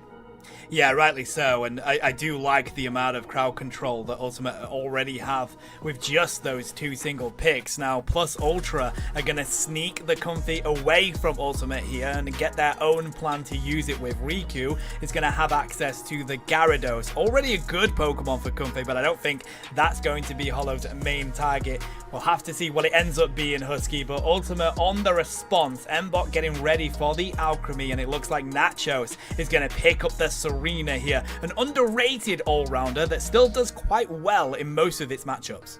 Nachos on the Serena is a dangerous pick, but Nachos on anything is a dangerous pick. I do like the option for Plus Ultra to grab away that Comfey, since Ultimate tends to prioritize it a lot, but the Alchemy is also dangerous. I mean, especially when you throw the Decorate on top of the Serena, you know, it's really difficult for that thing to go down.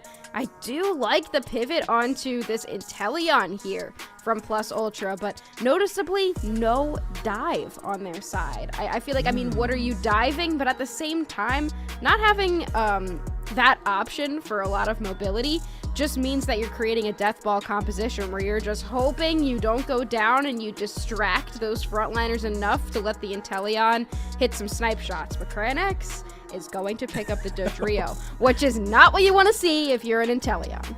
No, and this is massive because Ultimate were looking as if they wanted to take their own ranged attacker and go at them with the same kind of comp, but that one pick for Nachos to get access to Dodrio has completely shaken up the way that Ultimate is going to play this game. Aatrax has to constantly be on their toes with this, and they are a very good Inteleon player, but especially with the bug it currently has, I believe still, in regards to that Fell Stinger and not being able to get the crits off the wall, I believe you have to hit enemy Pokemon for it. It does mean that it's got a little bit more advantage for Nachos to be able to get in there and cause that huge damage before the crits come through. Yeah, and this makes me wonder here for this Comfey, because it has a couple targets. I imagine we will see Wicked Blow on this Urshifu for the secure, and the Gyarados is kind of the one that we would expect Comfey would be sitting on top of. I wonder if we will see Sweet Kiss Comfey, just because it could really disrupt a Dodrio trying to dive into that back line. It's super annoying.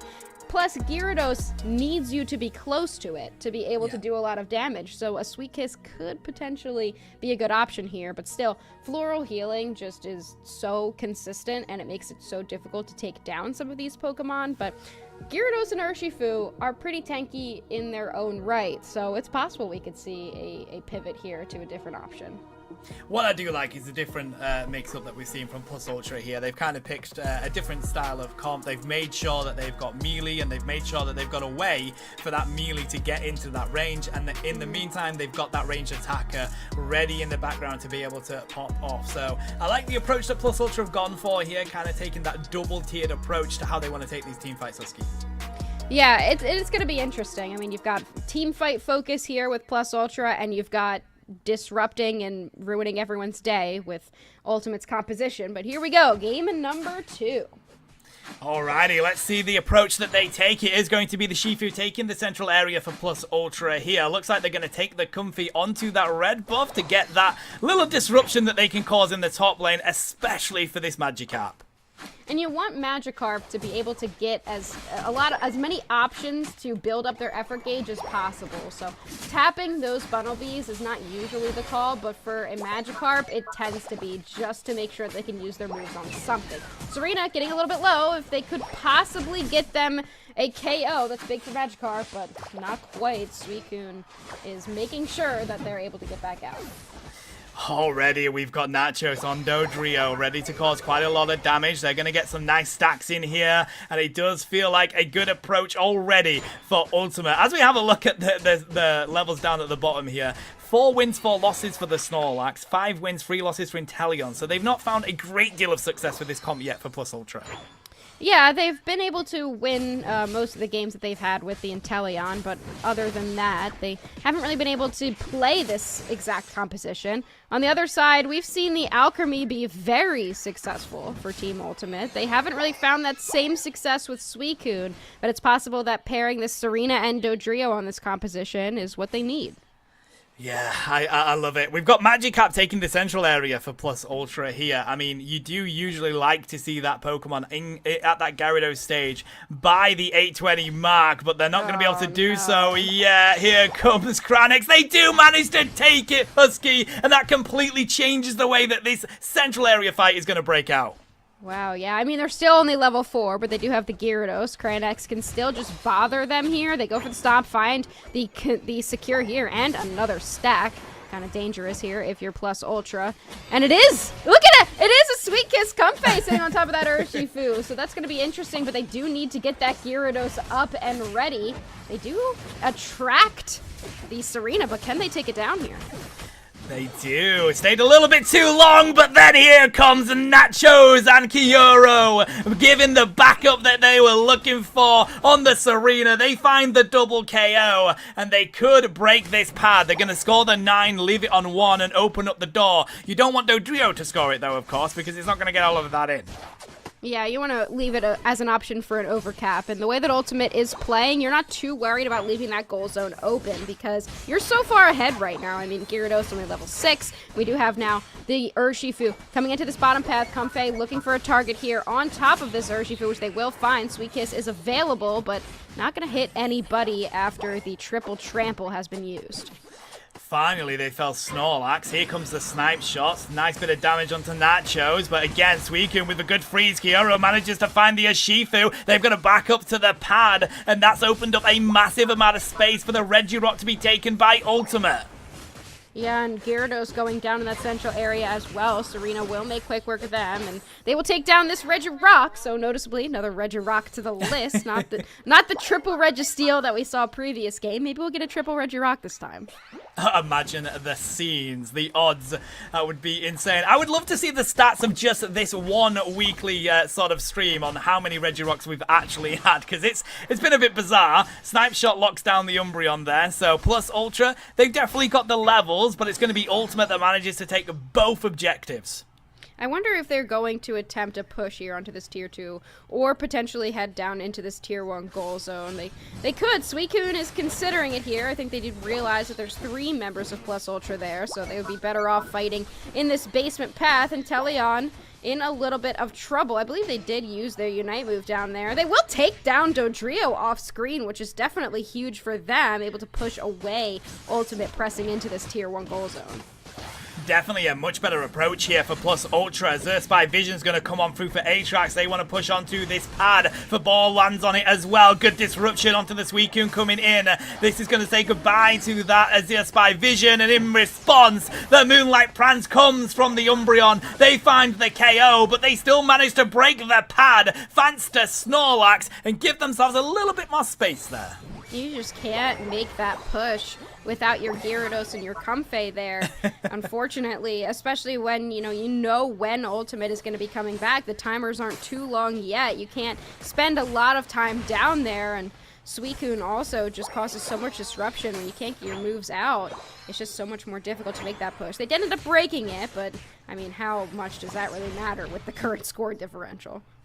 Yeah, it kind of feels like right now, Plus Ultra need to regroup together, get their experience, and if they want to push something, they got to do it as a 5. You're absolutely right. You can't have, not having the rest of your team there at these next fights. So we do see them try and get themselves back to those little yellow dots on their side, but they also want to dash down to this Reggie steal. It's just for Boar here, and the team are just going to get off it and rip down this power nap. Gets very weak though on the side of Reggie. Still can Max get the lock in. They dodge the ice spikes. They're getting ready with their hit, but they don't find it. It was too early, Husky, and Suicune finds it instead.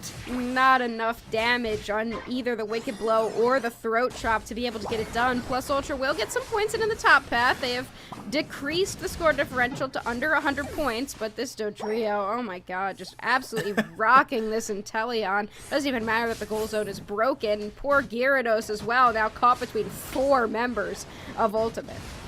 Yeah, kind of got to go Scorch Earth here with the Dragon Current, looking to see if they can get themselves out of there. But no, Kranich says Neil goes with a Queen Ascendance, sends both of them back to the Pokemon Center.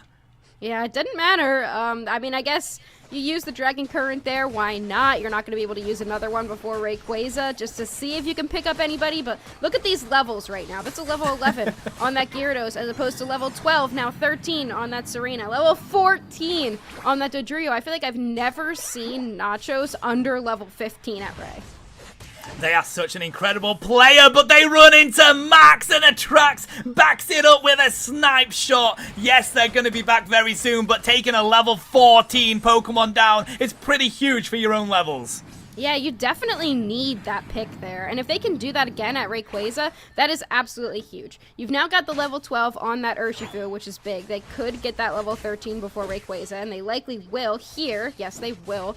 Gyarados, though, struggling a little bit. Not enough for level 13 quite yet, whereas that Serena, almost level 14. Oh, this is a dangerous position for Plus Ultra to be in.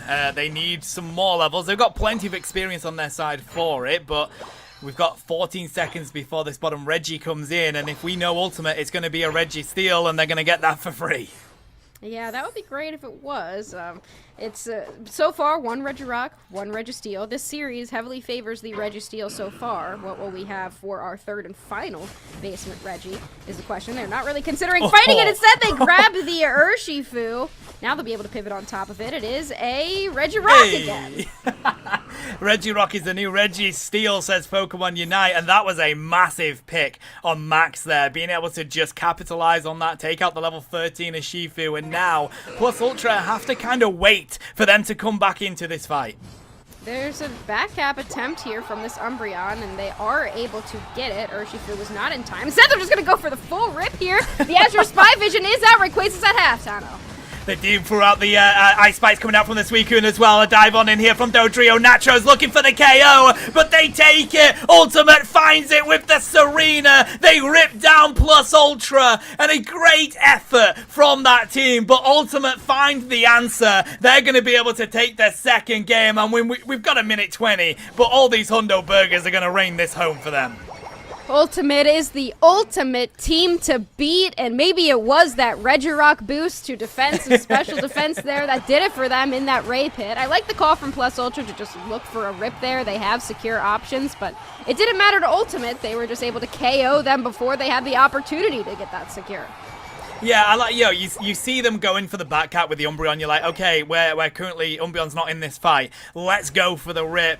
I like the play by Plus Ultra, and it did feel like these team fights, Ultimate were winning them, so it's an understandable rip, but Ultimate, it doesn't matter what goes on in a game. They will always find a way to play that Rayquaza to their advantage. Yeah, I mean, sometimes the only way to make sure that you're coming back in a game that it's very clear that you're so far behind in is just look for a rip and then hope they are able to get some points in off of it. And they weren't too far behind here. Now we're just having a little bit of fun on the goal zone. We've got Fluffy Cream Supreme coming out here. We're just having a good time, hanging out. Just saying hi, doing some dancing, just getting some, padding your numbers, you know. I like it. Providing the cake for the party, Mbok, fair play. You know, everybody's just having a little bit of fun. Atrax is trying to see what they can do, but yeah, I mean, it's going to be a 1,000 burger here for Ultimate. We've got the 1,000 Island dressing coming out for Pokemon Unite here, and it just shows. Island dressing is crazy. Have you used that one before? That's fantastic. only once before. I appreciate it, Husky. You're the first one to notice it, so.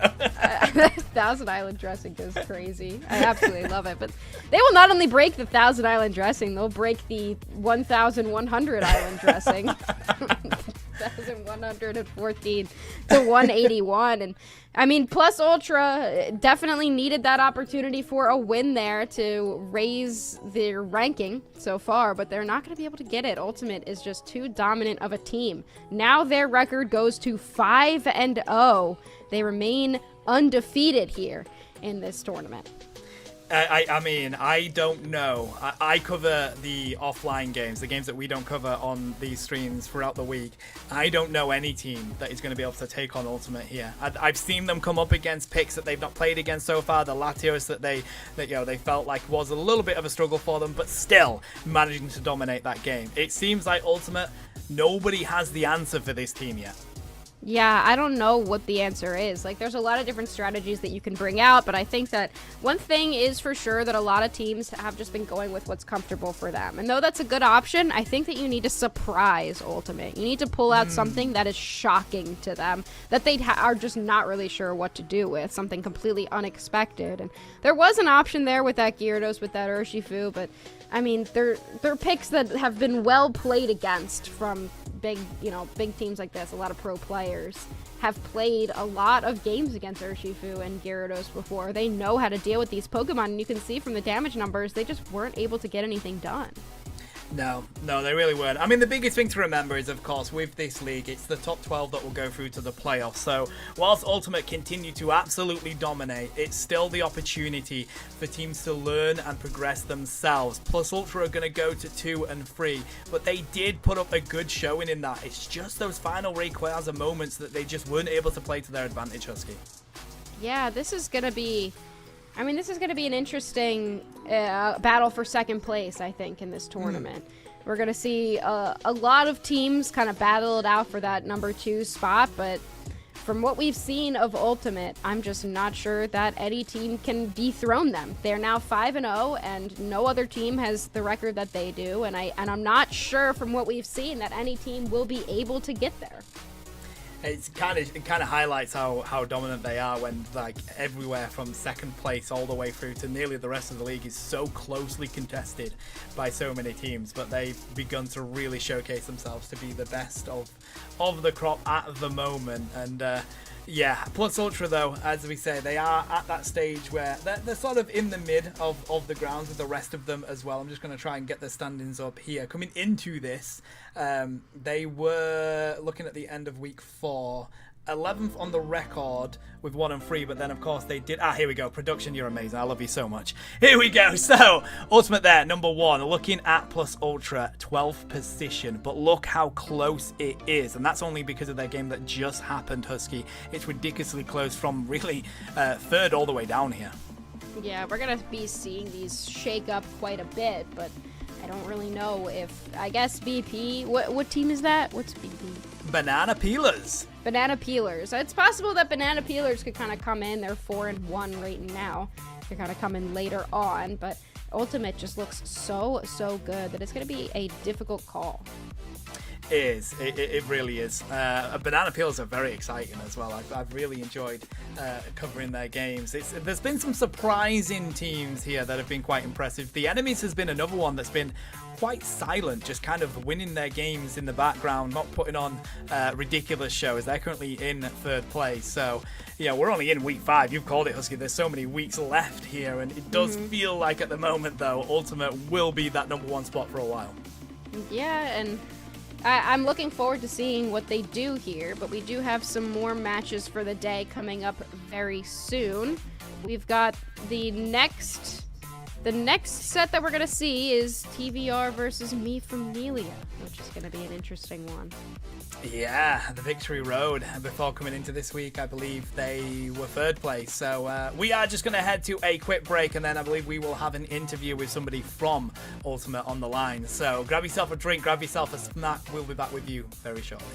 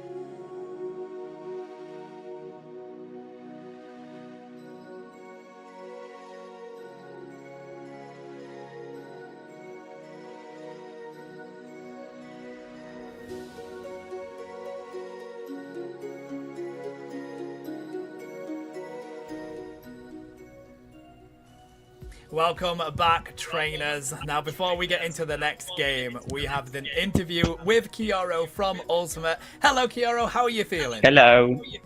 I'm feeling great. Obviously, we won 2-0. 100% win rate in the tourney. We're happy. Well, that's my first question. So you are currently undefeated as a team. Now, one, how does that feel as a team? And two, does that put more pressure on you as the weeks go on? I don't think that puts a lot of pressure. It makes us feel better. We're just like, oh, we're the best, and we're gonna stay the best. Yeah, I was thinking that as well. Anyone. I felt like seeing you guys play, it's going to be really difficult to actually take down your team the way that you have it. So we saw in the last match that you kind of pivoted from like the attacker role to the support role with that Suicune. What is kind of your plan moving forward? Is that just like because you are the only one on your team that plays Suicune, or do you tend to like to flip roles? It's more because Qatar is a defender player, but we wanted bulk and DPS, so we let Qatar play without Expisher, and I go Expisher. But anyone can play Suicune. It's just preferences. Yeah, that's true. I like it. Anyone can play Suicune. So also with your team, so of course there are these little picks that I saw that I felt like maybe you weren't quite used to playing yet. Have you had much goes against Latios? Because it felt like that one did quite a bit of damage to you in that first game, but of course you rebounded as a team and you were able to find the answer. I don't think Latios was putting that much damage on me. Maybe I'm wrong. But wait, I think like 30k damage this game. But yeah, I don't play that much against Latios. It's always banned, but my team thinks it's not that good of a pick, so we let it open. Ah, interesting. I like it. Last question from me, Kioro. What has been your favorite Pokemon to play so far this tournament? Oh, I haven't played a lot of Pokemon, so Mewtwo Y, its Unite move is very good. I can combine with Nachos very easily. I can provide a CC from the other side of the map. It's pretty good, and I like it. That is true, buddy. Well, thank you so much for getting on the mic with us, and congratulations to Ultimate continuing to dominate this league, and here's to much more success for you guys. Thank you. Thank you, Kioro. All right, so I'm sure we'll be hearing more from Ultimate throughout this tournament. It seems that they have been the team that has consistently won the games, and so maybe we'll get to talk to all the players eventually on this team. Just get through them all.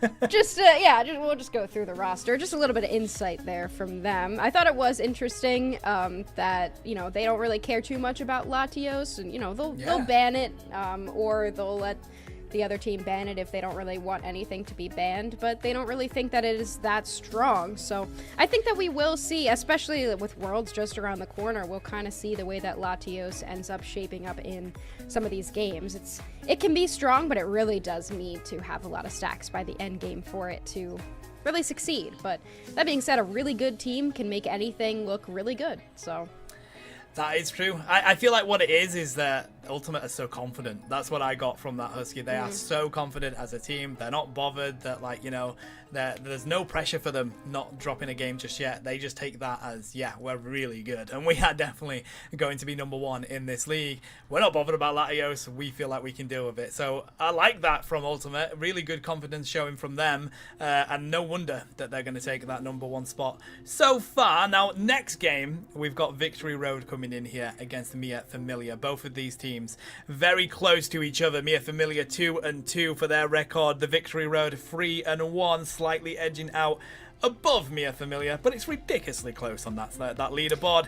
This is Mia Familia. We have Daddy Leon, Jose, Aaron, Gelna Gunner, and Gerare here as well. Everybody will know these from the EU region. Top 8 AOS Cup 2024. Top 8 on every role for Daddy Leon. That's incredibly impressive. We've got top 4 for UCS, top 6 regionals, fifth and sixth unite rivals here for Ghatlue Gunner. Top 8 regionals for Juare. A well-established team here for Mia Familia, Husky.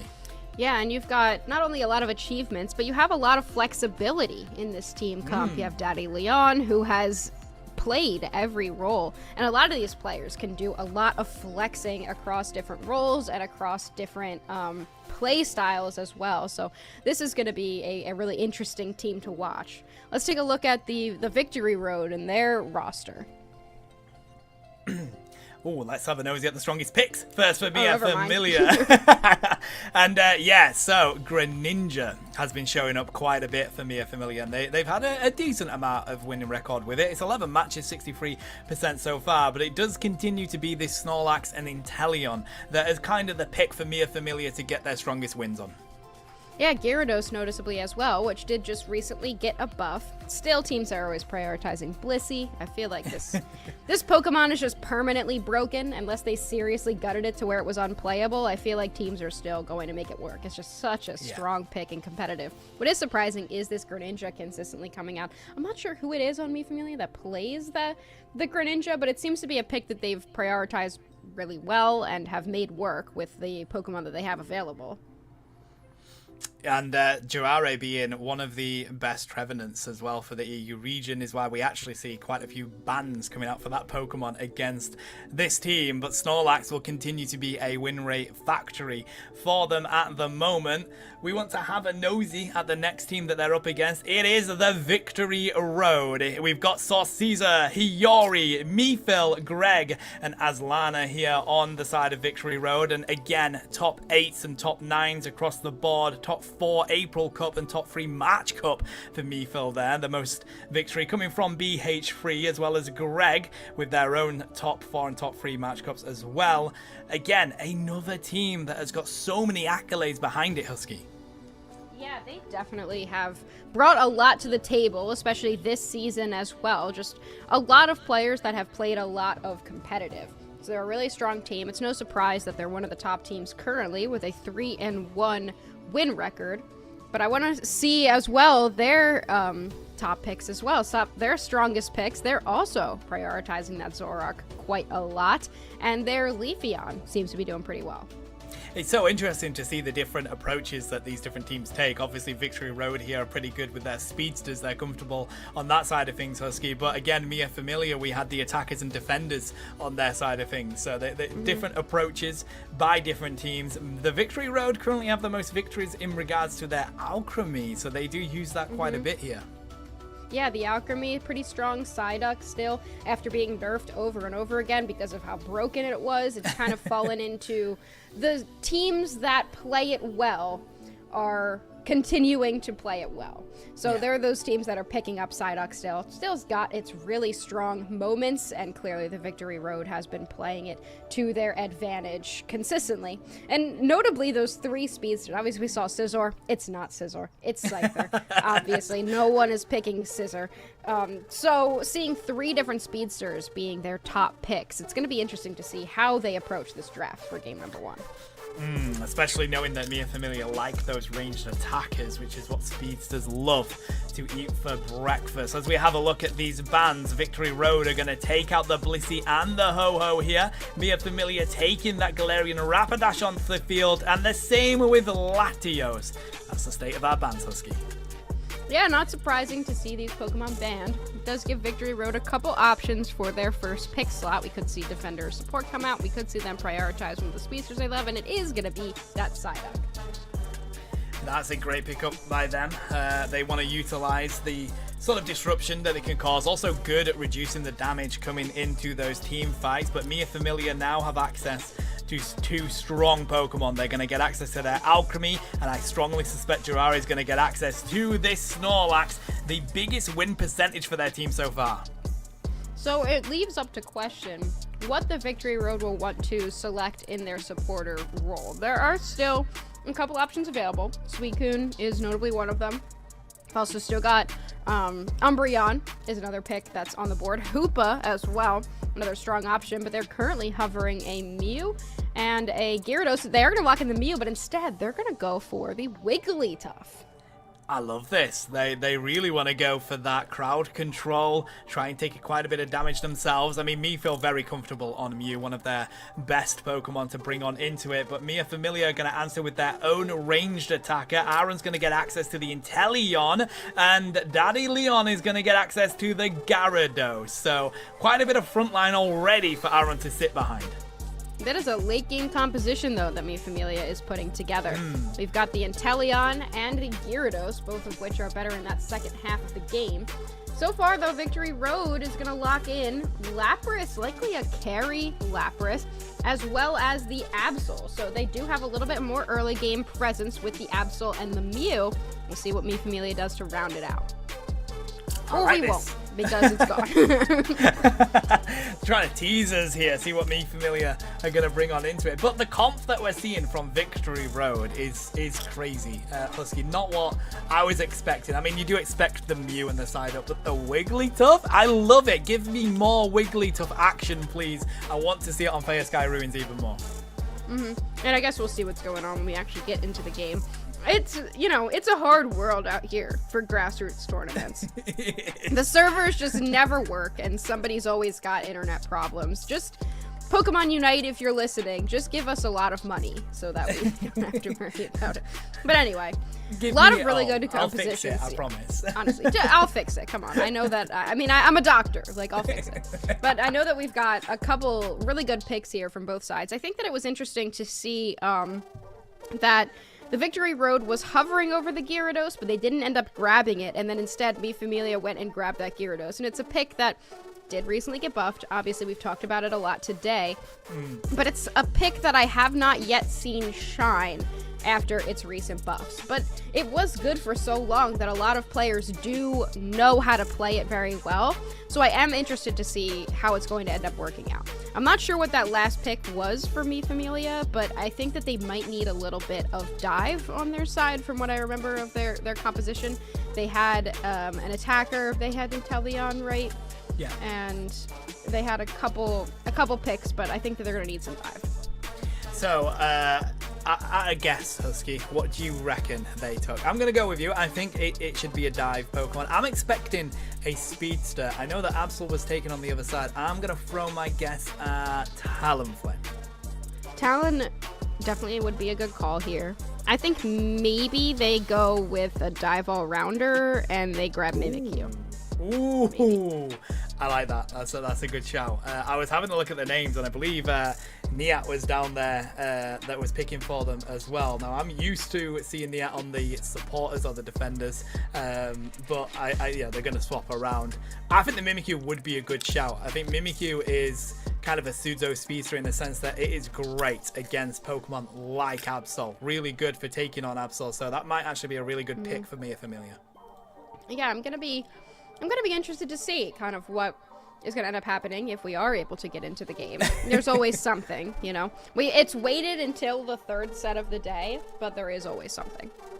Yeah, I mean, we've got some really good action out already, so now they're like, you know what, let's put the Sableye in the system, let's cause a little bit of a disruption, keep them on their toes. They don't even know what the comp is. Did they really mean to pick Wigglytuff, or did they not? We're not going to be able to find out until we get back into those games, but what we will know is that this will be a very contested game, Husky. The Victory Road and Mia Familia very close in the standings. I mean, this league in itself is extremely close, but the Victory Road, they've just found a way to edge themselves to victory a little bit more in these recent games. Yeah, I think the Wigglytuff is going to be the pick that I'm going to be watching. I feel like it's one of those like Mr. Mime that gets played in the tank role, but it's not something that everybody plays. It's something that like a couple teams really like, but it can be very, very strong. Wigglytuff's one of my favorite defender, pseudo-defender kind of supporter Pokemon to play. I just love it. I think it's super fun, and it works best in coordinated play because you can really time those sings. It will be crazy as if we saw rollout, but I imagine we will still see sing.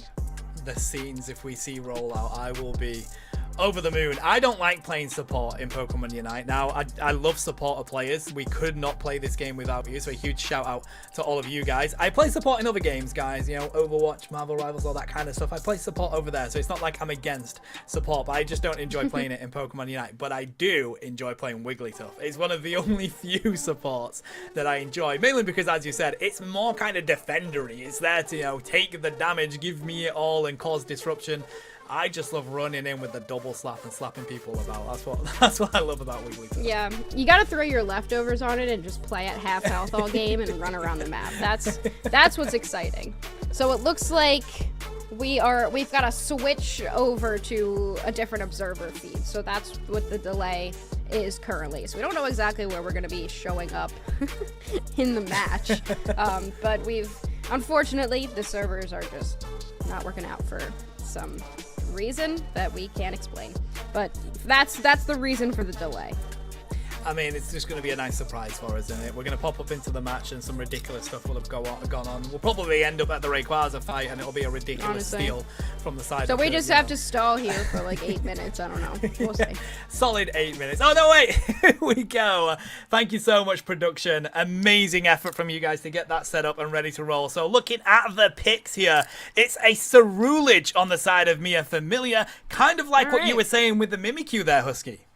Yeah, like a dive all-rounder type that can do pretty good against an Absol. Might also be able to outlast some of those burst damage, but it depends on how big this Absol gets. And we do have Pursuit, so your least favorite Pursuit, your least favorite build here for Absol. Oh, but they're still going to be able to dominate with it, or they hope so. Right now, Daddy Leon nearly there on the effort meter of the Magikarp, but we're at 8:30 already in this game. Mifa looking to see if they can find the KO onto Jirawe. They're going to have to take a nap, and they find it anyway. Yeah, good rest there from the Snorlax, but just not enough. I mean, when you get caught by the Sing, it's such a long stun. They are just sat there asleep for way too long. Absol, though, is caught out in return. They will be going down. Right, Gyarados on the field now. Very weak, though. Does manage to get some shielding from the Alchemy. They're going up against this Lapras, and that's exactly where Lapras wants to be. They'll absorb all that damage. It's going to be Waterfall coming out from Daddy Leon here, trying to see if they can find the KO, but it has meant Psyduck can get away, Husky. So the carry Lapras is going to be interesting. They will go down here, but when they do get online, there is a surprising amount of damage that comes out from that Pokemon, as well as CC with Ice Beam that is very consistent damage. And with its passive shell armor, it soaks up a lot of damage from a lot of this burst that's going to come out from Familia, especially when looking into Inteleon.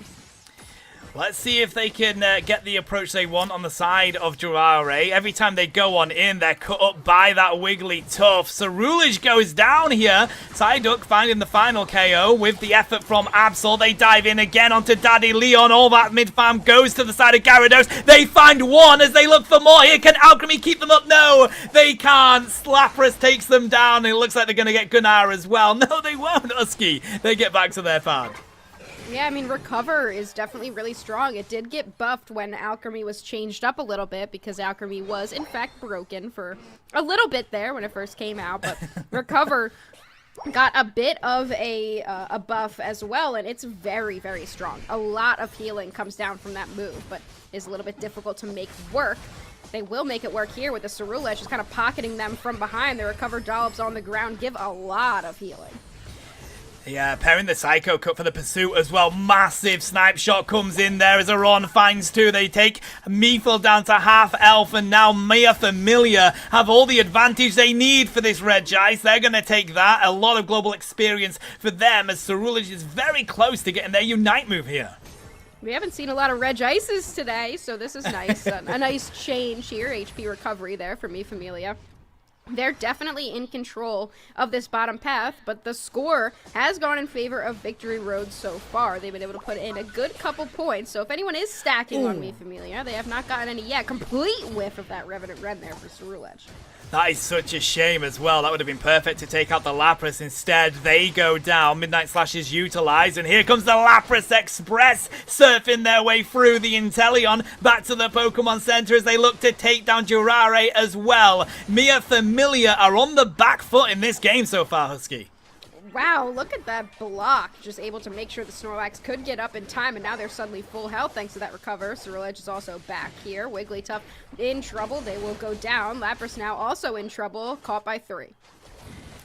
Good approach from me and Familia to get onto this Lecky straight away. Juare is going to try and buy themselves a little bit of space here.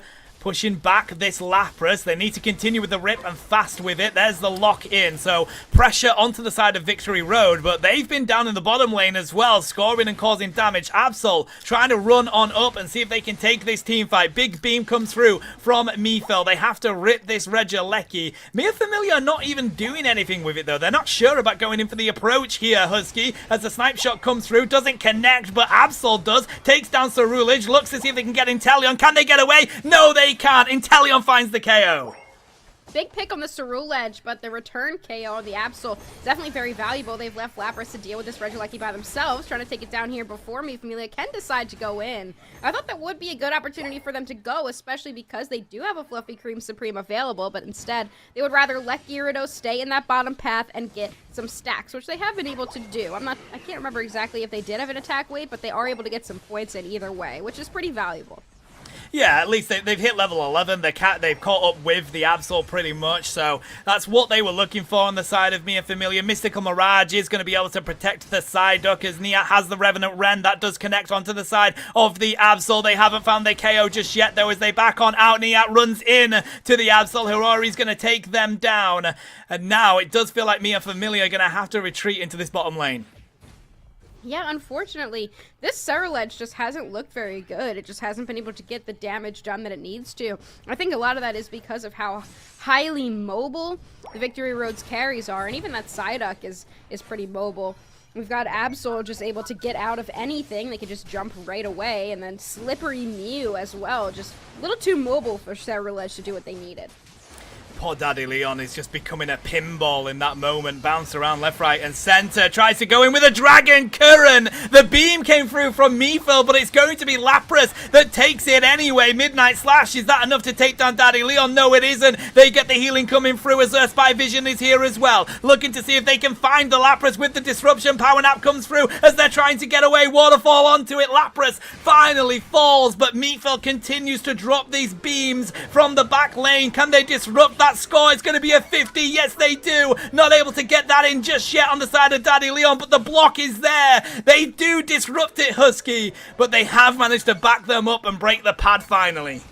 Finally, Ceruledge able to connect to Unite there. They were able to take out the Absol, and it was a great secure there from the Lapras, able to take the second Regice of the game. I think we've barely seen any Regices, and suddenly in this game, we've had 2. So, Victory Road now getting a Regice for themselves, 1 Regice apiece, but no further objectives are going to be spawning. There's a Regieleki in the top path, and neither team seems to be too worried about it. Going into Rayquaza here, just 20 seconds left, and so far, the Victory Road seems to be playing a little bit on their back foot despite being in the score lead.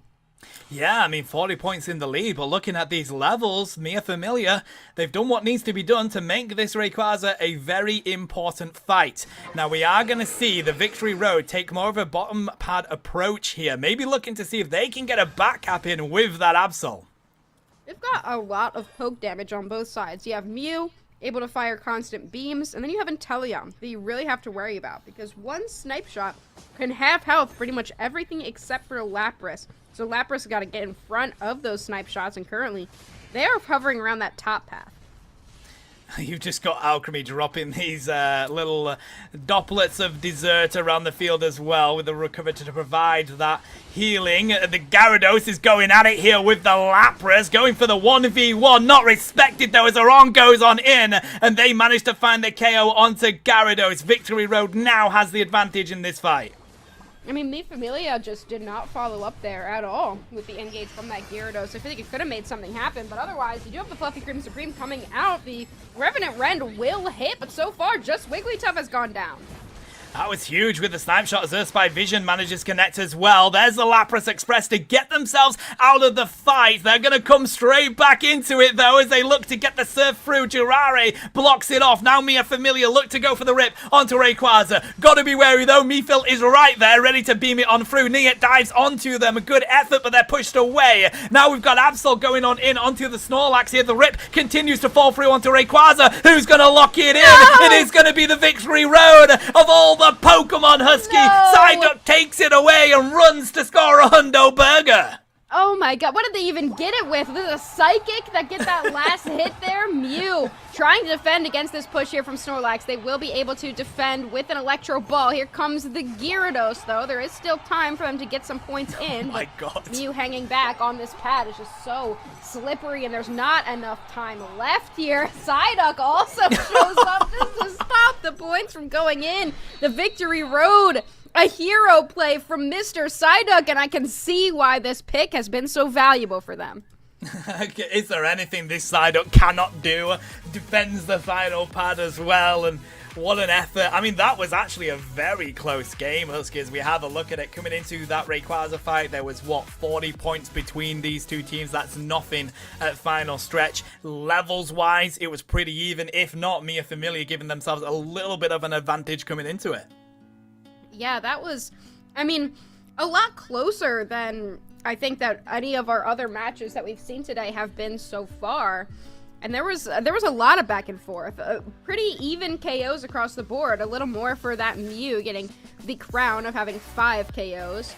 The Wigglytuff getting 2 for themselves as well, but 4 KOs apiece for Inteleon and Gyarados as well was pretty solid. So the teams were very even up until that last fight, and they were both so tanky that nobody even went down for so long that Mi Familia just decided that they were going to have to pivot.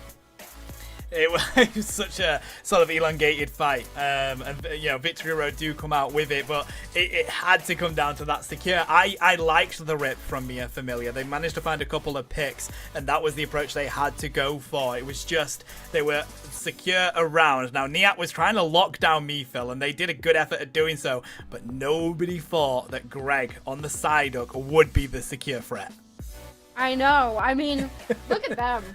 I think it was a Psychic that got it. I couldn't quite see if a basic attack landed on top of it. I was just looking at that point for who ended up getting the shield. I feel like the way that I watch Ray fights when it's just like a brawl in the center pit, I feel like I'm just looking for who ends up with the shields. Like I'm never even see, because I can't even see who's gonna end up getting that final secure unless like I'm seeing a snipe shot lined up. And I did, but I think it was body blocked there, or they went down right before. But the Psyduck secure, it's not one that you often expect. You don't usually pick Psyduck specifically for the secures, but in this case, the Victory Road, Greg knows how to play that Pokemon. They have it on lock, and I'm not surprised that it was first picked. Yeah, it does not surprise if they continue to go for that Psyduck. But I'm with you. Whenever you see those fights with Rayquaza, you're like, let's just see who manages to get the shield. You're you're constantly talking until you see who gets the victory on the Rayquaza, and then you're like, oh yeah, they managed to take it. There's a little bit of insider information as casters for you there, chat. Yeah, we're going into draft for game number 2. Can Victory Road pull it out, make their record 4-1, or can Mi Familia come back in this set? Seeing the same bans as we saw previously, Ho-Oh not allowed to make the Thea Sky Ruins. Same with Latios, Blissey, and Rapidash. Charizard is on the board, but I'm not surprised to see that Victory Road wants that Psyduck back. Yeah, ain't no one need a Charizard when Greg is here on Psyduck. That's all you need as a team. Mia Familia, though, they do get access to this Alchemy again. And Jirare going to lock in the Snorlax? Yes, they do. So they're going to go back to their core of the team with this one. I am very surprised to see a sufficient lack of Charizard. It hasn't really been banned, and it hasn't really been picked either. So I wonder if it's still not good enough for competitive, but it has surprised me a little bit, because we've seen Ho-Oh banned most of the time, but Charizard just kind of skated by as a pick that nobody really cares so much about, which, I mean, I also dislike Charizard, so, you know, whatever. But Victory Road locking in the same team composition so far. Mi Familia trying to do the same thing, except they're considering an Armor Rouge, which they will go with. I mean, yeah, you're going to go for the sort of all-rounder style. I mean, they could go for armor cannon. It's very rare that we see it, but with Aron being here on the Inteleon, I strongly suspect it's going to be fire spin. They've put the assault vest on, so yes, that's what they're going to go for here. What a Victory Road going to try and ease it out with. I would actually quite like a Mimikyu coming into this, as you already mentioned, Husky, but it looks like they're going to go for the Trevenant and Zeraora finally coming out to play. Interesting. I like the switch up here for Victory Road. I think that we saw them go with that Lapras carry pick last time, and I thought that we would see that come out again. Instead, they're going to go for Trevenant. I guess they want just like a bit more damage and a bit more disruption than Lapras has available. I do like the Zeraora as well. Rounding it out here, Nihat gonna go with the what is his name? Alolan Raichu. I was like, I know it's Raichu, but I'm like, what region is that thing again? It's Alolan Raichu. I do that all the time. It's Alolan and Galarian that I mix up all the time, Husky. So I'm with you. And also, I don't like Alolan Raichu. I just don't like the design of it. And this has been a thing I've been going on about for a while. I just don't. I think it looks... I prefer OG Raichu. It looks so derpy, bro. Yeah, he's kind of stupid looking, but that's why I love him. He's just got no thoughts and... Well, listen, I feel like that's understandable. I love Nia as a player, so, you know, he's going to take the Raichu here and probably have a lot of fun on it. I kind of like the approach because whilst Inteleon is going to be kind of solid with the ranged attack, they're going to be sat back there pretty, static, whereas Raichu very much isn't. That's going to be dashing around left, right, and center, and it's going to be a good target to take on this Zeraora and this Mew. Yeah, I mean, we've got a 3-attacker team comp. I know that Armarouge is kind of not an attacker, and it's more of an all-rounder, but 3 red backgrounds on Mi Familia, and they are going with that double mage composition. Is it going to be enough to deal with Zeraora? I think this is a really good discharge game for Zeraora, but I could also totally see a wild charge just to avoid the fire spin damage, but we will see. Game number 2. I love Wild Charge. I hope we see Wild Charge. Looking at the Victory Road, they're going to send the Zeraora into the central area. It's going to be Raichu doing the same here on the other side. Looking at these wins, though, they do have a currently 100% win rate with that Trevenant, Husky. Yeah, 1 win, 0 losses so far. The Psyduck has also been doing very, very well for them. They've picked it, I think, in most of the games that they've played from the math that I'm doing in my head. Mew as well has been a 50% win rate, and so far we only saw that Wiggly in that recent game, in the game that we just saw, the first game of this. 100% win rate then, eh? Though, you know, what more could you possibly want? But looking on the side of Mi Familia, they've gone back to their core picks as well. We've got 8 wins on the side of Snorlax, 6 on the side of Inteleon, but Zeraora has found the KO onto this Alchemy. Yeah, early KO there for that Zeraora, and that's exactly what you don't want. Zeraora is a later game speedster than most of the others, but that doesn't mean you don't want to keep it at bay in the early game. I love the bait Daddy Leon was then for the Electro Balls dashing back into that bush. So they get hit onto the side of Poulet. They do find a little bit of this farm as well, but Daddy Leon's still looking for this level 5. I'm happy to see Electro Ball here on this Raichu. I think that's definitely the more consistent move. I could see them run Stored Power because they have enough backline with Inteleon, but I just think Electro Ball is a little bit more consistent. A little bit of an invade here. Zeraora will grab that blue buff, but they're in trouble.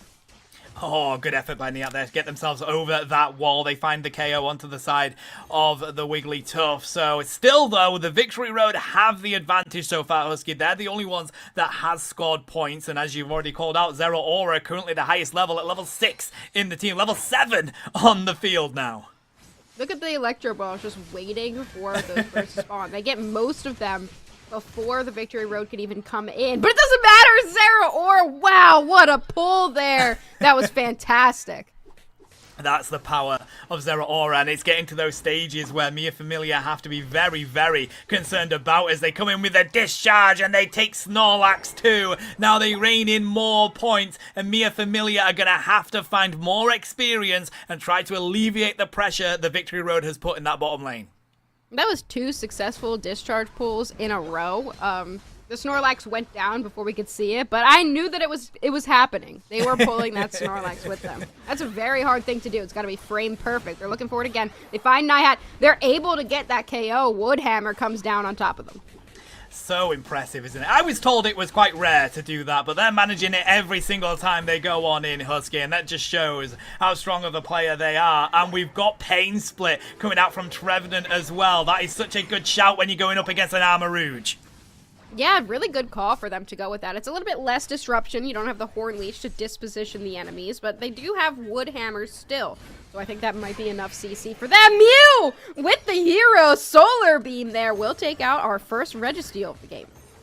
Yeah, Registeel going onto the side of the victory road. They're quite comfortable here as they try and push on in. They do manage to find Snorlax, Zero Aura again, diving in, causing so much KO. And they do manage to find Wigglytuff, though, on the side of Mia Familia. But again, Husky, look at this score. They are so on the back foot right now. They have to do something to get back into this.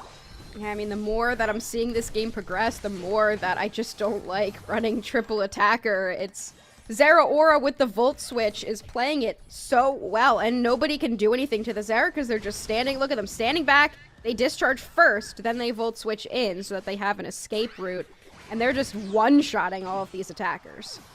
Ooh, Inteleon's going to go down as well. That's the one Pokemon that you don't want to be seeing getting KO'd. They need to be consistent at dropping that range damage, but Victory Road have found the answer for it, and just before the mid-game, they managed to get themselves a 37 overcap in that bottom T1 as well. Points going in, though, for Mi Familia. They finally on the board with 22 points going into that top Tier 1 goal zone. Looking for a couple secures here is this Alolan Raichu. Just the Wiggly right now in this top path, but unfortunately for Mi Familia, they do have that backline advantage, but it just hasn't mattered when it comes to how Zera Aura is progressing this game. They're already level 10, they've got a Plasma Gale available, and they have those discharge pulls on lock. I mean, it does feel like a little bit of a mountain to climb for Mia Familia at the moment, but we're at the mid-game. A dive on in here. The block is going to come on up, but again, the pull on the Alchemy. You can't get away. You're clawing at your teammates to try and save you, but nobody can. They get taken down. They do find Trevenant in response on the side of Mia Familia, but again, a dive in and then taking the Armor Rouge. It took a lot to take it down, though, Husky, but they do find the KO. Azure Spy Vision is here. That's going to find their own amount of damage, but Meeple's going to get away with a Mystical Mirage. Yeah, the Mew, slippery as always. They will find their way out, and they're not going to lose any high-priority Pokemon to Mi Familia. A couple did go down in that situation, so Mi Familia is trying to claw their way back. Alolan Raichu did reach level 11, but it is incredible to see these frame-perfect moves from Zera Aura pretty much every time they go in. Looking for another one here, potentially a steal on this Regieleki. Great block there from Snorlax, not quite able to get the secure. It's going to be Raichu that does that, so Mia Familia have a little bit of an advantage now as they try and go on in. There's the Thunderstorm aerial landing as well from Nia. A good block there. Lets that Lecky go in. Now they can score some points. Not an overcap, though. I believe that was just a 1, but it does get them back on that point board with the Regice going to the victory road. Second Regice. Oh, no, it wasn't the second Regice of the game. It is the second Reggie of the game, but Registeel was that first one. So hopefully we're updating our stats. This is the most important stat that we have, so it's really important that we make sure we're keeping that up to date. Trevenant in the top path now, looking for a little bit of disruption, but so far, even though Mi Familia has kept up with their levels, they've got the level 12 on that Alolan Raichu, they're still very behind in terms of score. Imagine the scenes if we get a Regirock next, Husky, and we have all three in one game. I don't think I've ever seen that, you know? Yeah, that would be incredible. I think that's what everybody wants, right? Like, the only reason that everybody's in here right now is because of the opportunity to potentially see all three Reggies hit the map. I don't know if there is enough time. Oh, no, there will. There will be one that spawns, but I don't know if there's going to be enough time for them to take it down before Rayquaza. 303 to 82. So Mi Familia already planning on being the team that has to make the first move in this Rayquaza pit. Yeah, it's not a position you want to be in, realistically, because it has to be you that comes up with the plan and the approach. Victory Road can just sit back patiently and wait for you to dive on in. They both have ranged attack here on the side, so they've got poke for this fight, but the issue is, we talk about poke, you can pretty much say Zero Aura is poke, because they're going to go in and get that pull on one of these Pokemon. I can feel it now. Wiggly getting 40 points in that bottom path. They are going to go down for it, lose their focus ban as well. Well, it takes them a little longer than I think Mi Familia would have liked, but they are down for the time being. They're going to be up just as Rayquaza spawns, but right now, Mi Familia does have a player advantage. Not sure if they're going to want to go in just yet, though. Wow, big heavy slam engage from Snorlax. Yeah, pushing free back with that block there. Pain Split does go on into them, but it is going to be Mew that manages to break through with a Mystical Mirage, trying to lock them down here. Zero Aura dives on in, has to get out on the retreat as well. A good approach here by Mi Familia, but they've not found any of the KOs they were looking for. Snorlax with a massive block. Jurare blocks out free on the wall. They were going for the rip on the Rayquaza, but they've decided against it, because guess what? Mifil is again in the backline, coming in with this Mew. So much disruption. Poulet's going to come on through, and that's going to be the full power Sai to reduce that damage. Massive beam comes through onto the Snorlax right now. Inteleon connects on the Wigglytuff, but Zero Aura is trying to rip the Rayquaza by themselves. Poulet with the defense. Mi Familia with the disruption come through again. Snipe shot ready to go. Who's going to take the Rayquaza? It's going to come through to Mi Familia. Husky. What? They found the KOs onto the victory road, but they have to run and score points as quick as possible. It was Armarouge able to get it. 150 points now go in. 60 points from this Alchemy. And they're potentially looking to put in more points. They've got 212 looking for more. They've got another 100 coming in, but they're still behind right now, Tano. Daddy Leon has a shield. They've got a hundo burger ready to rain on in. I don't think they realize that they're actually behind right now. Maybe waiting for the team to back them up with a push onto this T1 pad. This is the approach. You've got to take it, because now Victory Road has all of their Pokemon back, and you are not winning this game so far. The approach onto Alchemy's the pad here. There's two of them. That's going to be enough with 20 seconds left. In the lead, nobody's standing on that tier 2 goal zone, and I don't know why they wouldn't be there, able to take the lead. It looks like, Tano, we are going to go to a game 3 off the back of a hero secure from the Armarouge. We saw Psyduck get it game 1. This time, they're not going to let that happen again. Wow, finally, after the full day, we have a game-free situation. These two teams are absolutely incredible. I love how close these games have been between them, and what a way to take the Rayquaza. Yeah, what? That was a crazy endgame fight both of these times. We've seen the endgame fights just kind of go up in the air to a random secure from whoever's around. And this time, I think it was a tick from the fire spin. The Inteleon snipe shot came down a little early, but it left enough for a tick of fire spin to be able to get it. And that is a heartbreaking loss for Zero Aura, but I think I was watching them in the end game, and they just could not make their way in. Snorlax really found their groove there with those blocks, and the what they were pulling in the first half just wasn't able to work in the second half. I'm with you, though. I don't know why nobody was having a look at that top pad on the side of Victory Road. Like, it's such a close game. You can't leave a pad undefended, and that's what they did. I don't know what the chain of thought was there. I'd love to know what was going on, because that just opened the door. Because, of course, if you have more than one Pokemon on that pad, you can score quicker. It was only 23 points that Jurare had, but managing to get that in, and the Alchemy's 45 just put the game out of reach for Victory Road. Yeah, they wouldn't have really even... They were over 100 behind after that. They weren't even really going to be able to make anything happen, even if they were able to make it across the map in time. I don't know. I guess it's just it's like one of those moments where there's just like a lack of communication there, or a confusion in what the call exactly was. We saw Trevenant was standing on that home goal zone, but I think everybody made their way to the central area to try to chase down that Armarouge, and it left Alchemy and Snorlax just stroll casually onto the tier 2 goal zone and dunk some points in. Just a casual couple stroll through the park onto the pad and win the game for your team. I did like that, though, because I thought the Daddy Leon was the only one that would be able to get it in because they had the shield. But no, they just used them as a distraction in the central area to pull as many people as they could onto them. It was such a smart play by Mi Familia. Yeah, I mean, and that's why we're seeing a game 3 here, which that's a really big deficit to bounce back from. Mi Familia didn't score points for the first couple minutes of the game.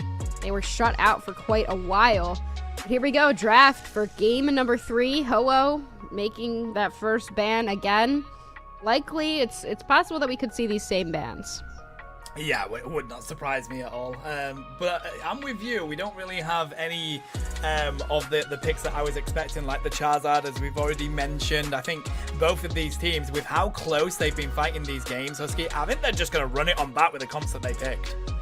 Yeah, honestly, I wouldn't mind seeing these comps being run back. Both teams now feel confident in being able to disrupt the other team's composition. They've kind of come to the conclusion that they're pretty even in terms of what they can do and the Pokemon that they play. And there's nothing that Familia is trying to take out of the roster of Victory Road, and same goes the other way. Yeah, rightly so. Again, Laguna's going to lock in the Alchemy here. Aaron's going to get access to that Inteleon again. Let's see what Victory Road respond with, because Mephil is something else on the Mew. Are they going to stick with it? Would not surprise me as Aslanko locks in the Snorlax. Yeah, that's not surprising. The Snorlax was definitely beneficial for them in that last game. Beneficial for Familia in that last game against that Zeraora that they brought. Instead, Jirari potentially going to get the Trevenant, which you talked about before as being a very strong pick for them, but we'll see what Daddy Leon wants to go with. They're hovering the Buzzwole. I don't hate it here, but likely going to pick just a couple all-rounder options that they could go with. Garchomp is certainly an option. I haven't seen much success with the Garchomp for many teams in this league. Plenty have played it, but not many having the success for it. Let's see if Daddy Leon can find that success as Victory Road looks for their final picks to round out this comp so far. They do have the makings of a rainbow comp. The Lapras is going to come on in. Hiyori looking for the Zoroark. Okay, I like this. I mean, if you can get those combos off, but it does mean you're coming up against Jirare, which has access to perfect disruption to disrupt those combos. Yeah, the Mew has also been really solid for Victory Road. They've been able to get its levels, which is the thing that I find pretty difficult playing Mew. It's difficult to level it up because it doesn't farm well. But the Lapras, the carry Lapras is coming back against this Inteleon, which I don't hate. And Niat gonna lock in the Espeon, which I can only imagine. I mean, I guess you could see it being the support and put Trevenant as a carry Trevenant instead, but it does look like they're going to take off that EXP share from the Espeon. This is going to be likely stored power to try to target down that Zoroark. Yeah, I would actually really like the stored power here. It's not that often that I prefer to go Psyshock, to be honest. I just think that with an Espeon, the maneuverability that you get from stored power, especially when you pair it with Psybeam for the secures, I think it just offers a little bit too much. I know Psyshock is great for the stuns and it's a skill shot move, but I just think stored power is ridiculously good for Espeon.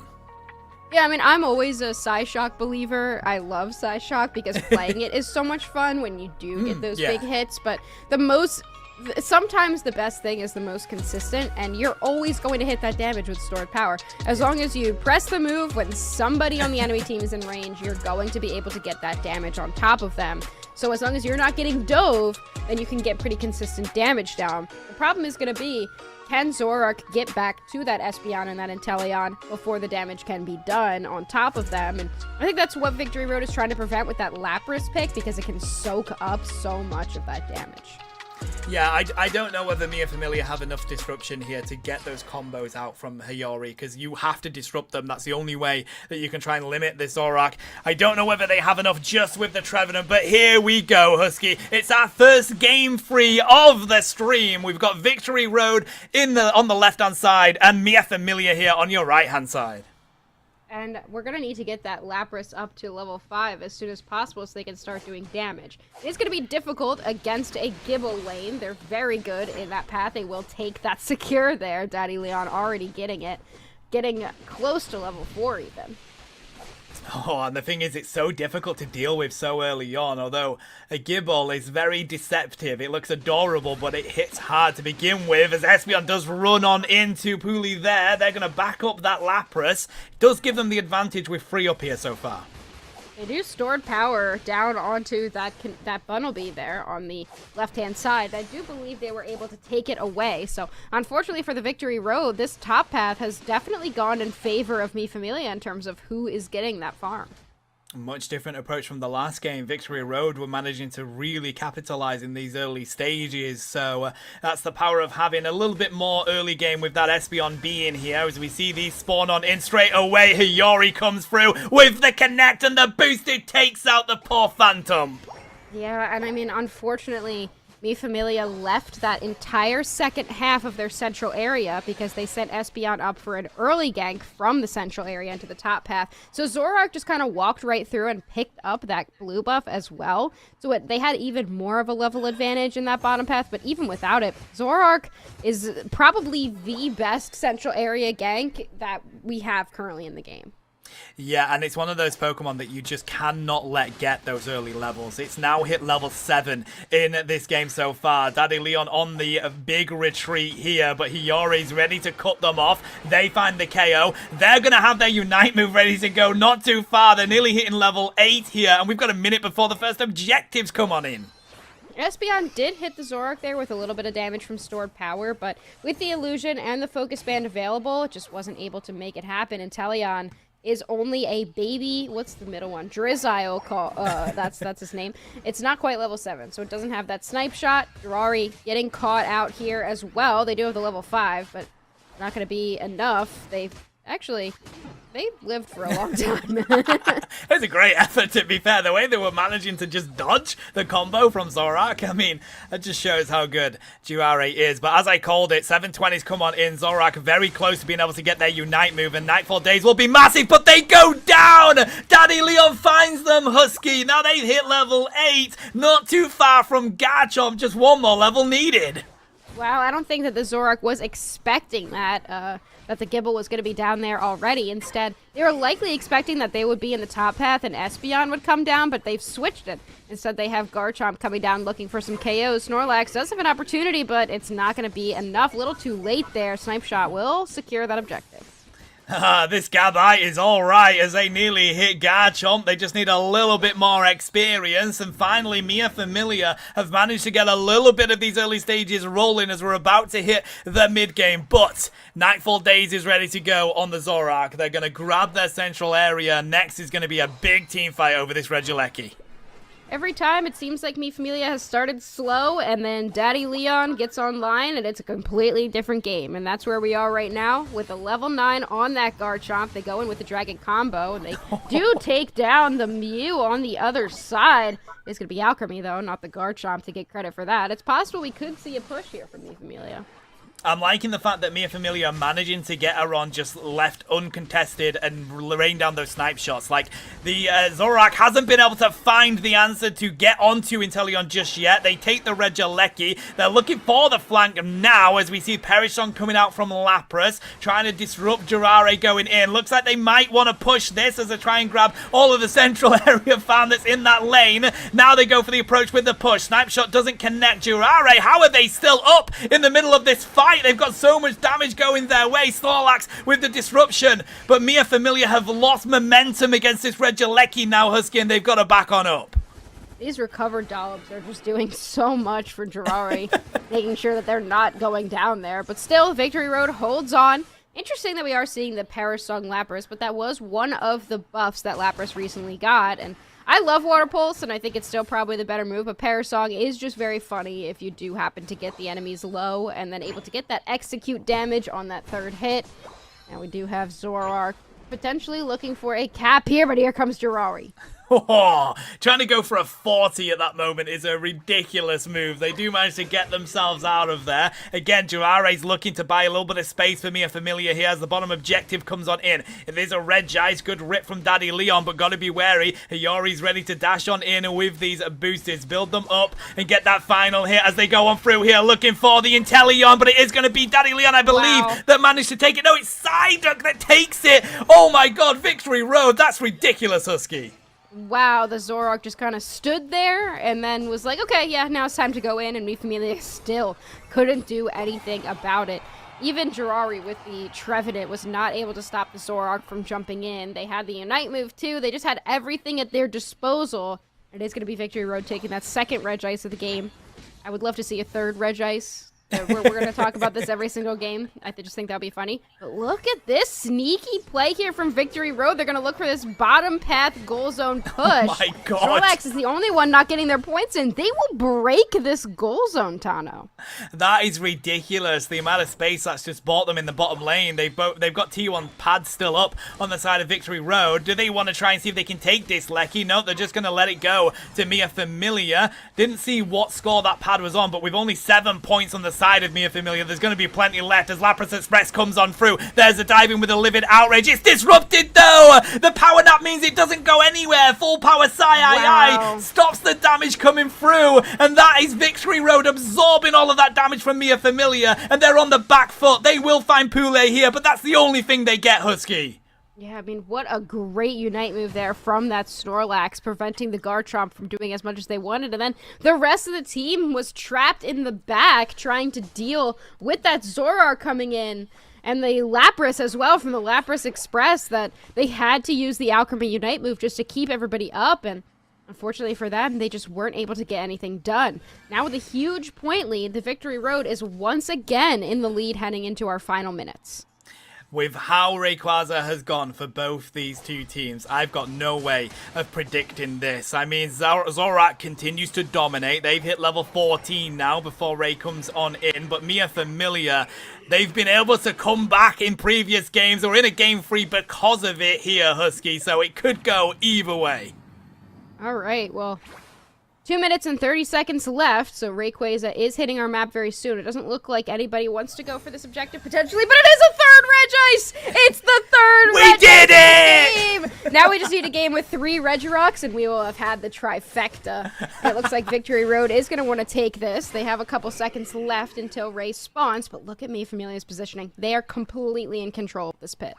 If they can get some good picks with a good approach here, but no, Snorlax has spotted Jirari. They're pushed out away from their team, and it means Iori's managed to get on in, get a huge amount of damage, but no! Aaron's found the KO with the snipe shot, and now Victory Road are backed up onto their pad. Lapras has gone for the flank approach, but the rip is coming in from Daddy Leon. Can they find it though as Aslan dives on in with the Snorlax, takes Daddy Leon out of the fight. There's the Fluffy Cream Supreme coming out, but that's not going to be enough here because the damage is still raining in just on the outside of it. Massive beam comes from Milfril. The rip is here. Who's going to take it? Livid Outrage is in the middle of it. Psychic Solaire comes on out. Who takes it? What? It's going to be Mia Familia. Daddy Leon finds the KO, and it looks like they're going to be able to take this entire set, Husky. It's that last hit of the Livid Outrage that was able to take it, but they're going to need some more points in. Another 100 should be able to do it. Espeon's going for it. Not quite enough from the Nightfall. Daze there from the Zoroark. Garchomp's shield is broken, but who isn't broken is Jirari's on the Trevenant. They're able to get another 100 points in, but there's still a minute left. Will Mi Familia continue to put points in, or will they start to head back? Look at this Trevenant, dude. How does this live that long? Jirari's just absolutely cooking on that Trevenant. It's just built different on that Pokemon. But, I mean, Alchemy as well manages to take 2 of the boosted combos from Hirori. They do fall, but again, there's 200 points or 150 points that they need here on the side of Victory Road. Can they find it with 30 seconds left? They're all pushing this top T1 pad. Lapras Express comes through as well. Looks like they're going to get the 32, and no, Daddy Leon cuts them off, but the rest of the team is not here just yet. Inteleon coming on in. The 15 will rain. They take down the Zoroark. They still need 100. 50 seconds left, Husky.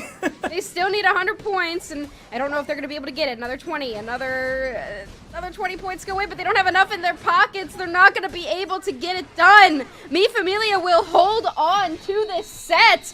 Snorlax tries to get that 32. It doesn't happen. Mi Familia going to take our set 2-1 against the Victory Road. What an upset. That was brilliant. That was a brilliant set from both of these two teams. Mia Familia are going to give themselves a 3-2 record. Victory Road are going to fall down to a 3-2 record. But how amazing was that? Hiyori had that game in their hands. They were dominating. But again, it came down to Rayquaza, and Daddy Leon will not be refused that victory. Wow, what a set there. What a great way to see this set end too. It was really interesting that we got very consistently just leaving it up to whoever secures Rayquaza. Like, yeah, they were having team fights throughout this set, but it really wasn't like a clean team fight and then ripping Ray. It really was like having the team fight and Ray at the same time, which was definitely interesting.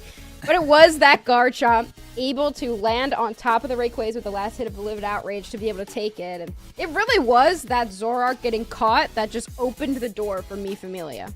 Yeah, 100%. That was such a great effort. And, either that could have gone either way, as we were saying coming into those final few moments. Mi Familia, what a great way to keep yourself in that game, because everybody, especially here in the EU region, hates going up against a Zoroark. It always manages to dominate. Hiyori managed to find like their Unite move before those first objectives came in. It was ridiculous pressure that they were under, but you called it, Husky. Every time we've had a team fight, it's been in the Rayquaza pit going for the rip, and it's Mi Familia that managed to take it. What a great effort. Yeah, I mean, that was quite the set, and it seemed like the entire time Victory Road was just on top of it. They had it, they were locked in, and then in the end, Mi Familia just able to pull it around and able to turn everything on its head and able to take it. What a set. That was, I keep saying it, but that was a crazy good set. It really was. And to Mi Familia's light, I mean, of course, they don't have Jose here with them today, unfortunately. They weren't able to play for this week, so they bring in Nihat, and I've got a huge shout out to Nihat. I love the guy, and he's put in a great effort here with their team, managing to give themselves the victory. Husky, what, and the fact that they are so close as both these teams in the rankings, and now they're even closer. They're both 3-2 in the record. Yeah, that brings them to a tie record. So, I was saying that over the coming weeks, we're really going to be seeing some of these positions shake up. And we're already starting to see it. Victory Road had a really strong start in this tournament. They were 3-1 coming into this set, and Mi Familia just kind of looked a little rocky in some parts, pretty good in other parts. And now they're able to bring themselves back. We could see this team just continue to get better over the coming weeks. Yeah, and that itself is exciting, because as we've already called out, the sort of entire rest of the table here is so close in the European League. Ultimate are just running away with it, but the rest of it is so closely contested. And if these closely contested games are going to be like that, boy, do we have a lot of exciting action for you in the upcoming weeks. We are just getting ready to get an interview with someone from Mi Familia, and I'm very excited for that, Husky. I feel like they played so many different styles. They came out there with a little bit different. The Espeon with the stored power for Nihat there as well. And the Cerulege before that. So from Speedster to Attacker for one of their players, it was so different for Mi Familia. Yeah, it really was. I mean, they had some interesting team comps that I think that they were spending a lot of time like testing out different options that they can use against different teams that have been really consistent. And Victory Road just kind of seemed like they have, the outline, the benchmark for what they want their team to look like, and then they were just kind of filling the specific Pokemon into the roles that they exactly want. And Mi Familia was a little bit more interested in expanding on that and seeing where they can catch Victory Road out. And I think that in that second game where Mi Familia won, it was the Snorlax 100%. They were able to prevent the Zeraora from getting in. And then the same thing, game number 3, catching the Zoroark out. It was once again Jirari on the Trevenant, able to shut down that Speedster that led to their win. So for me, MVP would be Jirari on those defender Pokemon, just really shutting down the opposing Speedster. Yeah, take a bow, Jirari. Well earned. I mean, the whole team just managing to really take it down to the wire for us there. It's great, isn't it? I mean, looking at the amount of games that we've seen, and we are going to bring in the interview shortly. I believe after this interview, we will bring you an update on the standings. We'll go through next week's games, and then we are going to end up ending chat. So we do have some more games that I'm going to cover throughout the week, so don't worry. You will be able to see that Lost Heroes versus Oblivion game. It will be on throughout the week. It's just been quite a long stream here, and a lot of people have other stuff to do. We're very busy people. We do cast Pokemon Unite constantly, Husky, but we're very busy people, are we not? Yeah, some of us are EPCP. And by that I mean it's 3 p.m. for me, so it shouldn't be me, but it's still me. I mean, here we're just about to hit 8 p.m. here for the EU, so you all need to go and get yourself your naps before we go. Well, your sleeps before Monday morning, where we have to go back to work. You can tell we're just yapping until this interview is ready, can't you? Now, Husky, I tell you what I want to ask you. What Pokemon do you want in Pokemon Unite? Like, out of anything, what do you want? Bayonet. Bayonet. Here are my two Shuppets. Fair play. This one has a ponytail on its head, a little, because I want to tell the difference between this one and this one, because this one my fiance got me, and this one Steel Agent Kyle got me. So they're boyfriends. But Shuppet is my favorite Pokemon of all time, so it's still gonna be Bayonet for my number one choice. Obviously, Wooper as well, my little angel, my brand. I would love to see Quagsire come to the game. I wouldn't mind Clodsire either, but I do love my OG Wooper. Yeah, I think Wooper would be a fan favorite. So many people love Wooper. For me, I would like to see Marowak in the game. I want to see Cubone Marowak in the game. And regular one or a Alolan one? See, Alolan one. That's one of the only variant Pokemon that I actually prefer, as well as Galarian Rapidash, because I think it's Galarian better. Rapidash is stunning. Ghost Fire is so cool. Yeah, right. And I feel like that would be awesome. I'd love to see that. And also, and I know people are going to be like, but we already have a Pokemon like that, but I want Pidgeot in the game. I want to see Pidgeot. And I think it'll be now fun. that we've got more Megas coming, right? Give us some Mega Pidgeot. True. Let's go. True. I wonder if with the Megas coming out, if we will get Megas for the Pokemon that we already have that can Mega, because, I mean, it really is quite a lot of them. I don't know if that would mean, like, the current state of them would be obsolete or what, but it does look like we have our interviewee ready to go. We do. It's Daddy Leon. I believe they're in chat with us. How are you doing, buddy? Hey guys, can you hear me? Yes. Yes, we can. Hey, nice. Welcome, hey, everybody. Didn't work.